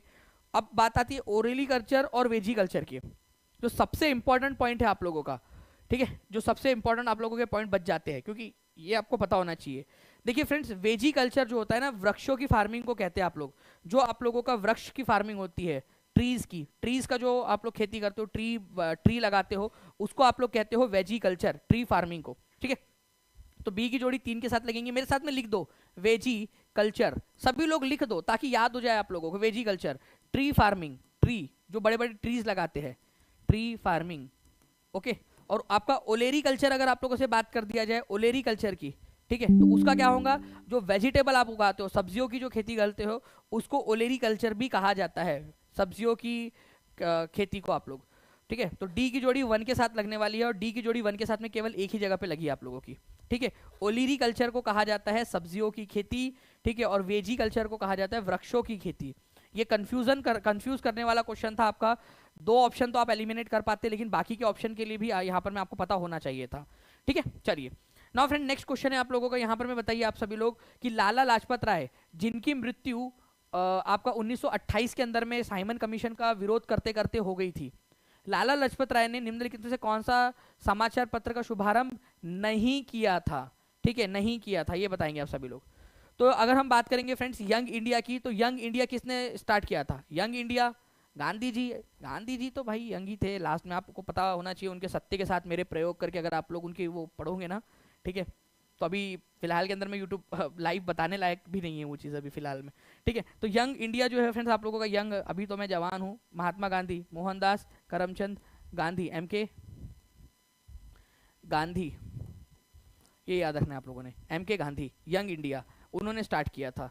बाकी जो है फ्रेंड्स आप लोगों के, अगर हम लोग जो अदर आप लोगों के क्वेश्चन है उनकी बात करें यहाँ पर में, तो द पीपल, ठीक है, रीजनरेटर ऑफ आर्यव्रत और द पंजाबी, ये सब क्या है, ये इन्होंने ही स्टार्ट की थी। The people, regenerator of Aryavrat और पंजाबी लाला लाजपत राय के ही न्यूज़पेपर थे। तो आंसर इसका ऑप्शन नंबर बी होगा, क्योंकि नहीं वाला पूछा है आप लोगों से, नहीं वाला। The people, regenerator of Aryavrat और पंजाबी, ठीक है, ये अखबार इन्होंने ही निकाले थे। The people, regenerator of Aryavrat और द पंजाबी, ठीक है, लाला लाजपत राय। इंपॉर्टेंट पॉइंट है फ्रेंड्स, इसको याद रखेंगे। बाकी यंग इंडिया किसका अखबार था, ये अपने आप में खुद में एक इंपॉर्टेंट पॉइंट है, तो इसको भी आप लोग याद रखोगे। ठीक है, अच्छा, एक बहुत ही फेमस क्वेश्चन आप लोगों से पूछ रहा हूं मैं आप लोगों से चैलेंज कर रहा हूं कि आप इसका आंसर बता दीजिए यहां पर में कि इसका आंसर क्या होगा। बताओ, वतापी कोंडा किसको कहा जाता है? जो बच्चा रेगुलर देखता है लेक्चर वो तो आराम से कर देंगे इस पर्टिकुलर पॉइंट को। जल्दी बताइए, जल्दी जल्दी से इसका आंसर करेंगे आप सभी लोग। वतापी कोंडा के नाम से किसको जाना जाता है? वतापी कोंडा, ठीक है, वतापी कोंडा। तो वतापी, वतापी जो है फ्रेंड्स, ये किसकी राजधानी हुआ करती थी? वतापी राजधानी हुआ करती थी चालुक्य लोगों की, ठीक है। यहां पर में चालुक्यों का राज था वतापी। वतापी के ऊपर में एक पल्लव राजा ने हमला किया था। उस पल्लव राजा का नाम था नरसिंह वर्मन एक, ठीक है। उसने अपने पिताजी की मौत का बदला लेने के लिए, महेंद्र वर्मन की मौत का बदला लेने के लिए वतापी पर हमला किया। पुलकेशिन दो नाम का राजा था, उसको मार दिया और वतापी को तहस नहस कर डाला और खुद को उपाधि ली थी वतापी कोंडा, ठीक है, वतापी कोंडा। तो वतापी कोंडा की उपाधि ली थी नरसिंह वर्मन एक ने। बहुत ही इंपॉर्टेंट क्वेश्चन है फ्रेंड्स, इसको याद रखेंगे आप सभी लोग। नरसिंह वर्मन एक, सभी लोग लिखिए। नरसिंह वर्मन एक कौन सा राजा था? पल्लव वंश का राजा था, पल्लव। आपको बताओ, इसको जो है ना ममल्ला भी कहा जाता था, ममल्ला, ममल्ला। इसने ममल्लापुरम नाम के शहर की स्थापना की, ममल्लापुरम, ममल्लापुरम नाम के शहर की स्थापना की, जिसको आज आप लोग महाबलीपुरम के नाम से भी जानते हो। महाबलीपुरम, महाबलीपुरम नाम का शहर इसी ने स्टार्ट किया था, ठीक है, नरसिंह वर्मन एक ने। महेंद्र वर्मन एक का बेटा था, अपने पिताजी की मौत का बदला लेने के लिए वतापी पर हमला किया। चालुक्य लोगों की राजधानी थी वतापी, उसको तहस नहस कर दिया और वतापी कोंडा की उपाधि धारण कर ली। इस तरीके से ये सारी चीजें हुई थी, ठीक है। तो इसको भी याद रखना है, पल्लव वंश का राजा था। ममल्ला किसको कहते थे, ये भी क्वेश्चन बन सकता है आप लोगों का। ओके, तो answer is option number A, ठीक है। ये यहाँ पर में आप देख सकते हो फ्रेंड्स, ये पूरा का पूरा कांची जो है पल्लव लोगों की राजधानी थी। यहाँ वतापी के ऊपर में इधर साइड में उसने हमला किया था। इलाहाबाद की संधि निम्नलिखित में से किसके बीच की गई थी? इलाहाबाद की संधि, पहली बात तो इलाहाबाद की संधि कौन से साल में हुई थी, ये आता है क्वेश्चन, ठीक है। तो इलाहाबाद की संधि हुई थी फ्रेंड्स आप लोगों का 1765 में, 1765 में, ठीक है। क्यों हुई थी?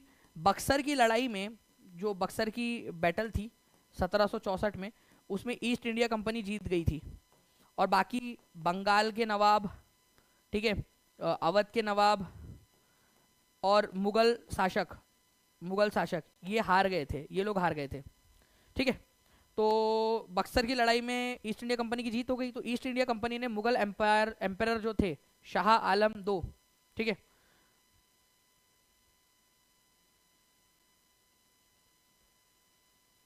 उनके साथ में एक समझौता किया था। आप लोग बताइए इसका आंसर क्या होगा?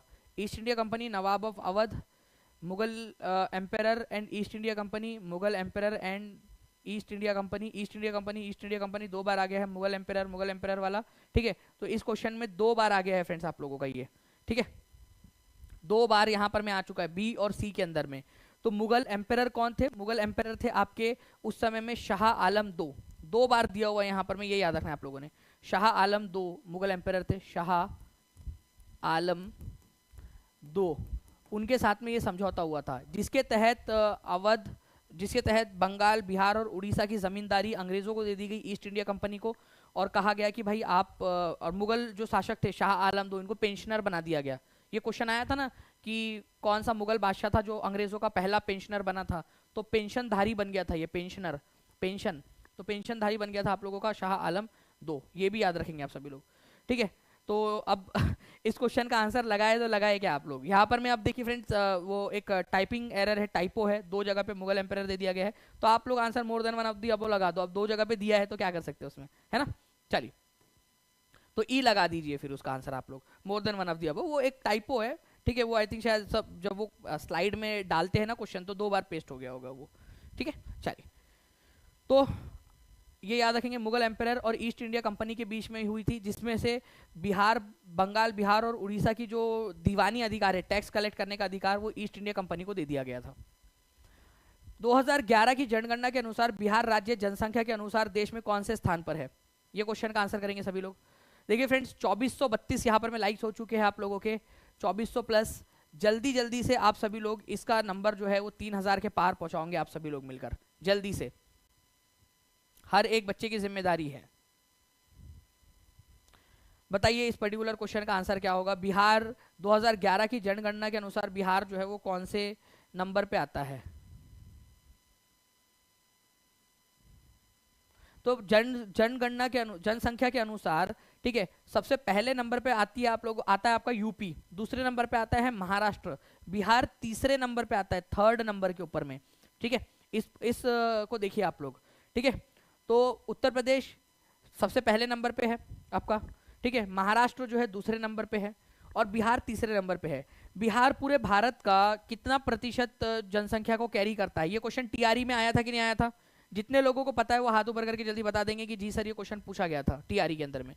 बिहार पूरे भारत का 8.58%, ठीक है, 8.58% कवर करता है जनसंख्या का। इसको नियरली आप 8.6% भी मान सकते हो, ठीक है। वो देख लेना कि एग्जाम के अंदर में क्या पूछा उस अनुसार, ठीक है। तो थर्ड नंबर पे, तीसरे नंबर पे आप खुद भी देख सकते हो यहाँ पर में आंसर क्या होगा इसका, ठीक है। जो तीसरा नंबर है उसमें आ जाएगा यहाँ पर।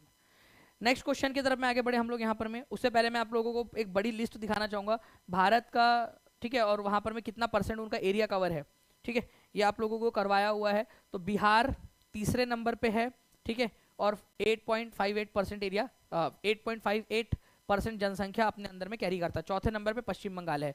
तो पहले चार आप लोग लिखोगे अभी के अभी कमेंट में, पहले चार लिखो, फर्स्ट सेकंड थर्ड फोर्थ, क्योंकि आपसे क्रोनोलॉजी लगाने आएगा ना कि कौन सा पहले है कौन सा बाद में है, तो इसी वजह से आप लोगों को पता होना चाहिए, क्योंकि आपसे पहले और बाद वाला पूछ सकते हैं कि सबसे ज्यादा जनसंख्या किसकी है, सबसे कम किसकी है। तो पहले चार आपको पता होना चाहिए, तो पहले चार आप लोग कमेंट में लिख दो।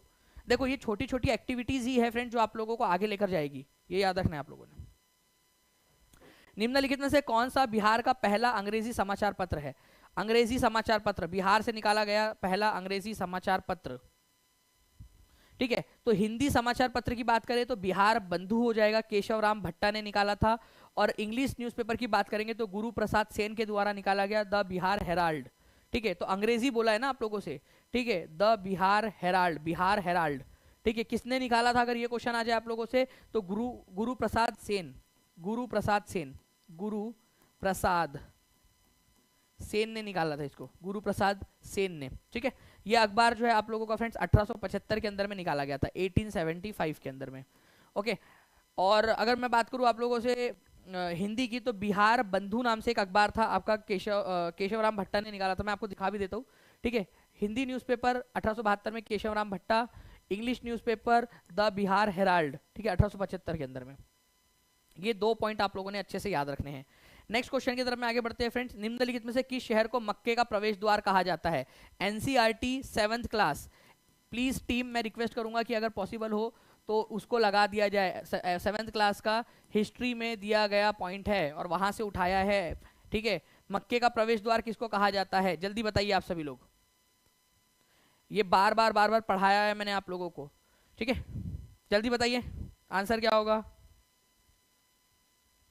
तो देखिए अगर हम बात करेंगे कि किस शहर को मक्के का प्रवेश द्वार कहा जाता है तो सूरत को कहा जाता है, ठीक है। क्योंकि फ्रेंड्स मुगलों के समय में क्या होता था कि यहाँ पर में जो ये सूरत है ना, यही से जो है ऐसे इस तरीके से नीचे से होकर यहाँ पर में जाया जाता था, मक्का जाया जाता था।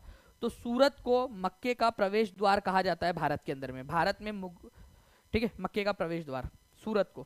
तो ये एनसीईआरटी बेस्ड पॉइंट है। अंग्रेजों के समय में सूरत में इतना बड़ा बंदरगाह था कि जो है ऐसा कहा जाता है कि जब भी आप चले जाओ, चाहे रात बेरात चले जाओ आपको जो है वहां पर में कम से कम 100 जहाज वहां खड़े मिल जाएंगे आपको, ऐसा कहा जाता है उसके बारे में। मान लो कि आपकी रात में नींद खुली कि चलो भैया सुसु करके आते, आप गए वहां पर में सुसु करने के लिए, तब भी आप देखोगे 100 जहाज वहां पर में खड़े हुए, मतलब कम से कम 100 जहाज वहां पर में खड़े रहेंगे।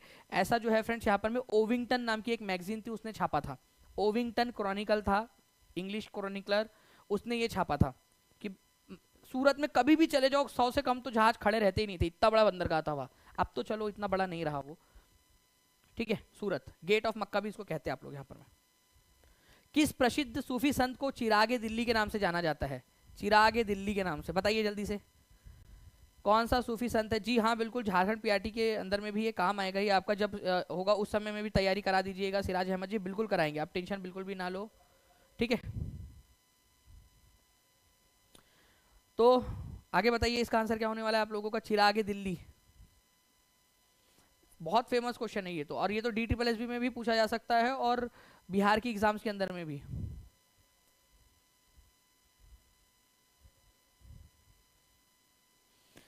देखिए फ्रेंड्स, नसीरुद्दीन महमूद जो है, चिराग दहलवी, इनको चिरागे दिल्ली के नाम से जाना जाता है। 14वीं शताब्दी के ये जो है आपके कवि और एक चिश्ती समुदाय के सूफी संत हुआ करते थे। निजामुद्दीन औलिया के शिष्य थे और उनके बाद उनके उत्तराधिकारी भी बने। इनको चिरागे दिल्ली कहा जाता है, ठीक है। The illuminated lamp of Delhi इसको कहते हैं आप लोग। तो चिरागे दिल्ली किसको कहा जाता है? आपका शेख नसीरुद्दीन महमूद को। सी इज द करेक्ट आंसर, ठीक है। निजामुद्दीन औलिया के वो शिष्य थे। तो नसीरुद्दीन महमूद चिराग दहलवी को, नसीरुद्दीन महमूद चिराग दहलवी को या शेख नसीरुद्दीन महमूद भी इनको कहते हैं। इनको जो है दिल्ली का चिराग या चिरागे दिल्ली या the illuminated lamp of Delhi के नाम से जानते हैं। ये निजामुद्दीन औलिया, जिनकी मज़ार भी दिल्ली में है, उनके उत्तराधिकारी थे। तो एग्जाम में इस तरीके का क्वेश्चन पूछा गया था कि चिरागे दिल्ली के नाम से किसको जाना जाता है। इवन मैं आपको बता दूं, यूपी पीसीएस के एग्जाम में आया था कि निजामुद्दीन औलिया की मज़ार कहाँ पर में, यूपी पीसीएस में आया था। तो उसका आंसर दिल्ली होगा आपका, दिल्ली में उनकी मज़ार, ठीक है। तो नसीरुद्दीन महमूद चिरागे दिल्ली, दिल्ली के चिराग, ये याद रखना है आप सभी लोगों ने। अगर आप लोग चाहते हो फ्रेंड्स कि एक टेस्ट मैं आप लोगों की लूँ, जैसे आज जो है ना सपनों वाली क्लास के अंदर में टेस्ट है, जितने भी बच्चे हैं उन लोगों को मैं रिमाइंडर भी दे दूं, जो भी बच्चे देख रहे हैं यहाँ पर में, अभी भी समय जो आप लोगों का शाम तक का, अच्छे से पढ़ के आओ आप लोग। जो मैंने आप लोगों के लिए रात में एक एक डेढ़ बजे रात तक जो क्लासेस ली है, ठीक है, उसकी मैंने टेस्ट लेने के लिए कहा था। मैंने कहा था कि आपको मैं जो है वो आप लोगों को गिफ्ट भी दूंगा, ताकि पॉजिटिव मोटिवेशन, एक पॉजिटिव एटमॉस्फेयर क्रिएट हो सके पढ़ाई वाला वहां पर में। ओके, जो टॉप 10 बच्चे रहेंगे उन लोगों को, तो जितने भी है ना वो अच्छे से रिवीजन करके आएंगे। बाकी आप लोग चाहते हो कि हमारी जो यूट्यूब की क्लासेस हो रही है उसकी भी मैं टेस्ट लूँ, तो मुझे आप लोग कमेंट करके जरूर बताना, ठीक है। तो मैं यहाँ पर मैं भी आप लोगों की जरूर लूंगा यहाँ पर मैं, ठीक है। देखिए, गेटवे टू द वेस्ट, तो गेटवे टू द वेस्ट या गेटवे टू मक्का, ठीक है, किसको कहा जाता था? इसको गेट टू मक्का कहा जाता था। ये किसको कहा जाता था? सूरत को। देखिए एनसीईआरटी का स्क्रीनशॉट टीम ने निकाल के दे दिया आप लोगों को प्रूफ के साथ। मैं आपसे जो भी कह रहा हूं ना कि ये क्वेश्चन यहां पूछा गया था, वहां पूछा गया था, यहां इसका रेफरेंस है, हर एक चीज का प्रूफ है, हर एक चीज जो है फ्रेंड्स पूछी गई है।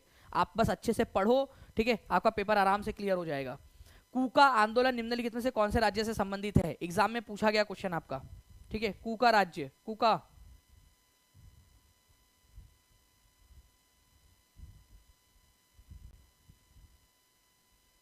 जल्दी बताइए इस पर्टिकुलर क्वेश्चन का आंसर क्या होगा?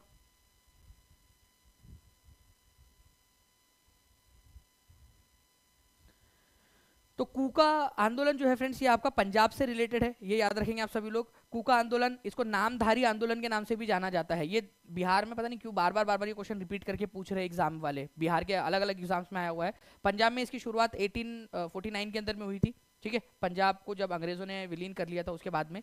और हाजरा जो पाकिस्तान में पड़ता है, क्योंकि पंजाब तो उस समय में बड़ा था ना, ठीक है, आज बंटवारे के बाद में बढ़ गया पंजाब, लेकिन अब तो पहले उस समय पंजाब बड़ा था। हाजरा में उसका मुख्यालय हुआ करता था। सिख धर्म को जो है ना शुद्ध करना था, उसके लिए यहाँ पर में नामधार नाम से आंदोलन ये चलाया जाता था आप लोगों का, प्यूरिफाई द सिख रिलीजन, ठीक है। तो सिखों के अंदर में ये एक आंदोलन था आपका कूका मूवमेंट, नामधारी मूवमेंट, पंजाब के अंदर में। देख सकते हो आप लोग यहाँ पर में इसका टीआरई का क्वेश्चन लीजिए। हर एक बच्चा कमेंट में आंसर करेगा, मेरे को मतलब यहाँ चैट रेट आप लोगों का बिल्कुल 1000 के पार चाहिए, ठीक है आपका, ताकि मुझे समझ सके कि यहाँ कितने लोग बच्चे यहाँ आंसर कर रहे हैं। कूका आंदोलन पंजाब का, उसका उद्देश्य क्या था? अभी आपको बताया मैंने कि बिहार के अलग अलग एग्जाम में इस पर क्वेश्चन पूछा जा रहा है। बताओ आंसर क्या होगा? तो आंसर जो है फ्रेंड्स हो जाएगा यहाँ पर में सिख धर्म को परिष्कृत करने के लिए, प्यूरिफाई करने के लिए, ठीक है, उसको ठीक करने के लिए। तो नामधारी आंदोलन के नाम से भी इसको जाना जाता है, नामधारी आंदोलन के नाम से भी इसको आप लोग जानते हो, ये याद रखना है आप लोगों ने, ठीक है। तो ए इज द करेक्ट आंसर। तो प्यूरिफाई द सिख रिलीजन, शुद्ध करने के लिए। ओके, तो आगे बढ़ने से पहले फ्रेंड्स मैं आप लोगों को बता दूं कि जो सिलेक्शन बैचेस है आप लोगों की टीआरई 3.0 की और टीआरई 4.0 जो है वो भी आप लोगों का लॉन्च हो चुका है। जो बच्चे 4 के लिए अभी से अभी स्टार्ट करना चाहते हैं वो भी नीचे जो नंबर आपका चल रहा है उसके ऊपर में 7611101196974444 उस नंबर पे कॉल या व्हाट्सएप करके जानकारी हासिल कर सकते हैं, ठीक है। चलिए रिवीजन के लिए तैयार हो जाइए आप लोग और फास्ट फॉरवर्ड एकदम गोली की रफ्तार से हर एक बच्चा आंसर करेगा। लाइव देख रहे, ऑफलाइन देख रहे, हर एक बच्चे ने कमेंट में आंसर करना है इसका। भारतीय संविधान के अनुच्छेद 14 में कानून के समान संरक्षण, इक्वल प्रोटेक्शन ऑफ लॉ कहां से लिया है? जो मैंने क्वेश्चन कराया था आपको स्टार्टिंग में, उसमें मैंने आपसे पूछा था कि इक्वलिटी बिफोर लॉ, कानून के सामने समानता, ये कहाँ से लिया गया है? वो लिया गया है आपका ब्रिटेन से। लेकिन कानून के समान संरक्षण, कानून के सामने समान संरक्षण, इक्वल प्रोटेक्शन ऑफ लॉज, वो आप लोगों का लिया गया है यूएस के संविधान से। इसको याद रखना है। दोनों पॉइंट समझ में आ गए? जिसने पहला क्वेश्चन देखा और ये रिवीजन क्वेश्चन देखा, उसके दोनों पॉइंट क्लियर हो गए होंगे। ठीक है, ओके ओके। तो ये आप लोग थोड़ा सा इसको याद रखेंगे, कानून के समान संरक्षण यूएस कॉन्स्टिट्यूशन से लिया गया है इसका। नेक्स्ट क्वेश्चन की तरफ में आगे बढ़ते हम लोग। यहाँ पर में फ्रेंड्स हमारी संयुक्त राज्य अमेरिका, ठीक है, कानून के सामने संरक्षण। नेक्स्ट क्वेश्चन की तरफ में आगे बढ़ते हैं। ब्लैंक से नीचे की ध्वनि आवृत्तियों को अपश्रव्य आवृत्ति कहा जाता है। डीएमआरसी के अंदर में पूछा गया क्वेश्चन आपका, बताइए जल्दी से।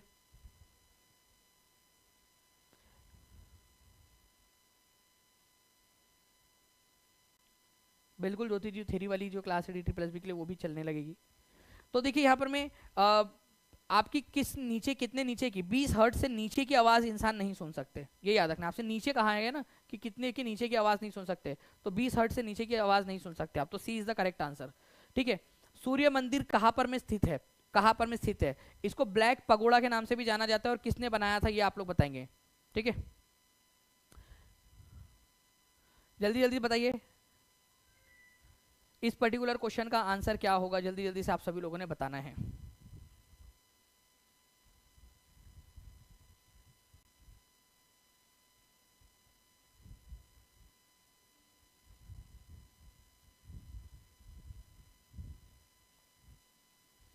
ठीक है, तो सूर्य मंदिर जो है आप लोगों का कोणार्क में स्थित है। ठीक है, और इसको बनवाया था नरसिंह देव। ठीक है, नरसिंह देव वन ने, ठीक है, नरसिंह देव वन ने इसको बनवाया था। इसको सूर्य मंदिर को कोणार्क सूर्य मंदिर या फिर ब्लैक पगोड़ा के नाम से भी जानते हो आप लोग। ठीक है, ब्लैक पगोड़ा। अब इंपॉर्टेंट वाले मंदिर है फ्रेंड, जैसे नरसिंह वर्मन एक, जिन्होंने वतापी कोंडा की उपाधि ली थी। अभी थोड़ी देर पहले बताया ना आपको, वतापी कोंडा की उपाधि किसने ली थी? वतापी कोंडा, वतापी कोंडा। ठीक है, महाबलीपुरम शहर की स्थापना उन्होंने की थी, ममल्ला के नाम से जाना जाता था इनको। राजराजा वन जो थे, उन्होंने बृहदेश्वर मंदिर बनाया था तंजावुर में। और धर्मपाल जो है, उन्होंने विक्रमशिला यूनिवर्सिटी की स्थापना की, विक्रमशिला यूनिवर्सिटी की स्थापना की थी। ठीक है, ये याद रखना है आप सभी लोगों ने। निम्नलिखित में से कौन नागालैंड की सबसे ऊंची चोटी है? नागालैंड की सबसे ऊंची चोटी का नाम बताइए आप सभी लोग। नागालैंड की सबसे ऊंची चोटी कौन सी है? डोडा बेट्टा, नंदा देवी, सारामती या अनाईमुड़ी? डोडा बेट्टा जो है फ्रेंड्स, ये आप लोगों को मिलेगी तमिलनाडु की सबसे ऊंची चोटी है। नंदा देवी उत्तराखंड की सबसे ऊंची चोटी है। ठीक है, अनाईमुड़ी केरला की सबसे ऊंची चोटी है, केरला। वही अगर मैं सारामती की बात करूं तो ये नागालैंड की सबसे ऊंची चोटी है, नागालैंड। ठीक है, तो नागालैंड की सबसे ऊंची चोटी है सारामती, माउंट सारामती। चलिए आगे बढ़ते हैं हम लोग फ्रेंड्स। यहाँ पर मैं हमारे नेक्स्ट क्वेश्चन की तरफ में, अब मैंने आप लोगों से कहा था कि मैं बिना ऑप्शन के आपसे ये सवाल पूछूंगा। ठीक है, प्रॉमिस किया था आप लोगों की प्रैक्टिस के लिए। देखिए, एक स्ट्रेटेजिक तरीके से सारा का सारा पढ़ा रहा हूँ। जो बच्चा पढ़ने वाला है वो पढ़ेगा। एक चीज मैं आपको बताना चाहता हूँ फ्रेंड्स कि कई सारे बच्चे ऐसे रहते हैं जो नहीं ना खुद पढ़ते ना दूसरों को पढ़ने देते हैं। ठीक है, उनको घर से अटेंशन मिलता नहीं, तो वो कुछ ना कुछ ऐसी ऊंची इधर उधर वाली हरकत करते हैं। फूफा जी टाइप के लोग इनको कहा जाता है। ठीक है, शास्त्रों में उनको फूफा जी टाइप के लोग कहा गया है कि एक विकृत मानसिकता, जो ना तो खुद पढ़ेंगे ना दूसरों को पढ़ने देंगे, और या कई बार ऐसा होता है कि खुद पढ़ लेते, दूसरों को जो है वो बहका बहका के इधर उधर कर दे, जो है उनको उनका पढ़ाई वाला समय जो है वो कर देते हैं। तो ऐसे लोगों से बचना है, और जैसे ही ऐसे लोग दिखे ना, उनको तुरंत जो है फूफा जी बोल के संबोधित कर देना कि फूफा जी टाइप के लोग हैं करके ये। ठीक है, क्योंकि उनको घर से उनके घर वाले उनको, ये परम सत्य है, मैं बता रहा हूँ आपको, ये साइकोलॉजिकली बात सत्य है कि जिनको घर से कोई अटेंशन नहीं मिलता वो जो है ऑनलाइन निकालते। ये स्टडीज हुई हुई है आप लोगों की। ठीक है, और ये स्टडीज हुई हुई है ये पूरी की पूरी। आप लोग जब देखोगे उसको, स्टडीज को पढ़ोगे आप, विकृत मानसिकता के लोग होते हैं कुछ। ओके, तो केरल, नागालैंड, उत्तराखंड, तमिलनाडु, आप लोग आंसर करना है आप लोगों ने।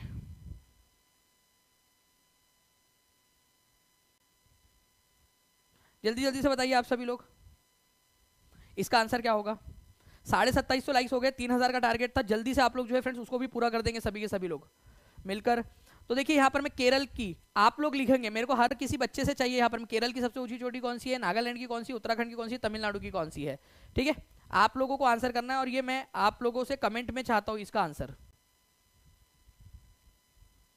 कमेंट के अंदर में आंसर करेंगे सभी लोग, ठीक है। चलिए कमेंट में आंसर करना है सभी लोगों ने, हर किसी का आंसर आ जाना चाहिए, ठीक है। पॉज करो जल्दी से और इसका आंसर कमेंट के अंदर में कर दो सारे के सारे लोग। नेक्स्ट क्वेश्चन की तरफ में आगे बढ़ते हैं फ्रेंड्स। हमारे कोणार्क का सूर्य मंदिर ब्लैंक के नाम से जाना जाता है। आरआरबी एनटीपीसी के अंदर में पूछा गया क्वेश्चन, ठीक है। कोणार्क का सूर्य मंदिर ब्लैंक के नाम से जाना जाता है। White pagoda, black pagoda, golden pagoda, bronze pagoda. तो ब्लैक पगोड़ा के नाम से जाना जाता है, अंग्रेजों ने नाम दिया था। कोणार्क कौन से स्टेट में है, स्टेट का नाम बताइए आप लोग। और किस राजा ने बनाया था, राजा का नाम भी बता दीजिए अगर याद आ रहा है आप लोगों को तो, ठीक है। राजा कौन से राजा ने इसको बनाया था, कौन से वंश का था वो, ईस्टर्न गंगा डायनेस्टी का राजा था, ठीक है। सूर्य मंदिर। निम्नलिखित में से कौन सा उत्तर से दक्षिण तक हिमालय पर्वतमाला का सही क्रम है। आपको पता है फ्रेंड 3 श्रेणियों में हम बांट सकते हैं हिमालय को। सबसे उत्तर से दक्षिण की तरफ में लगाना है आप लोगों ने, उत्तर से दक्षिण की तरफ में, उत्तर से दक्षिण की तरफ में लगाइए सभी लोग जल्दी जल्दी से, उत्तर से दक्षिण की तरफ में। तो greater Himalaya, lesser Himalaya, Shivalik, lesser Himalaya, Shivalik, greater Himalaya. तो सबसे ऊपर में आता है आपका ग्रेटर हिमालय, जिसको आप लोग हिमाद्री के नाम से भी जानते हो। हिमाद्री यही लिख देता हूँ आप लोगों के लिए ताकि आप लोगों की रिवीजन होता जाए। हिमाद्री के नाम से जानते हो, ठीक है। दूसरा वाला जो है आप लोगों का फ्रेंड्स वो है लेसर हिमालय, इसको हिमांचल के नाम से जानते हो, हिमांचल, हिमांचल, ठीक है। और फिर सबसे लास्ट में आता है आप लोगों का यहाँ पर में, ठीक है, शिवालिक आता है आप लोगों का, शिवालिक, ओके। सबसे सदर्न मोस्ट है आपका शिवालिक। तो आंसर आपका ऑप्शन नंबर ए हो जाएगा। ऊपर से नीचे तक बोला गया आप लोगों को हिमालय की पर्वत श्रृंखलाओं को, तो ऊपर से नीचे तक आप लोगों ने आराम से आंसर लगा दिया यहाँ पर में, ठीक है। चलिए इलाहाबाद की संधि पर हस्ताक्षर कब किए गए थे। मैंने आप लोगों को एक साल बताया था, ईयर बताया था, उसी से ये ऑप्शन एलिमिनेट हो जा रहा है। बताओ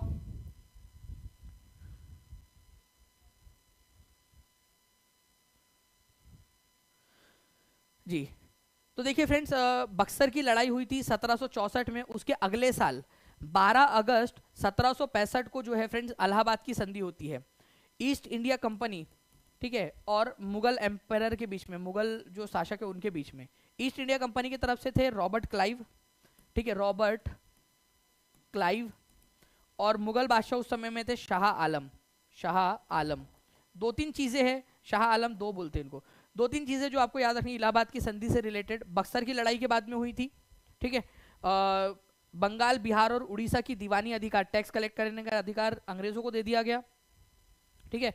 और तीसरी चीज आप लोगों को याद रखनी है कि जो शाह आलम 2 थे इनको पेंशनर बना दिया गया कि अंग्रेजों से पैसे लेंगे वो, और अंग्रेजों के काम में कोई टांग नहीं अड़ाएंगे, अंग्रेजों के खिलाफ कभी भी युद्ध नहीं करेंगे, ठीक है।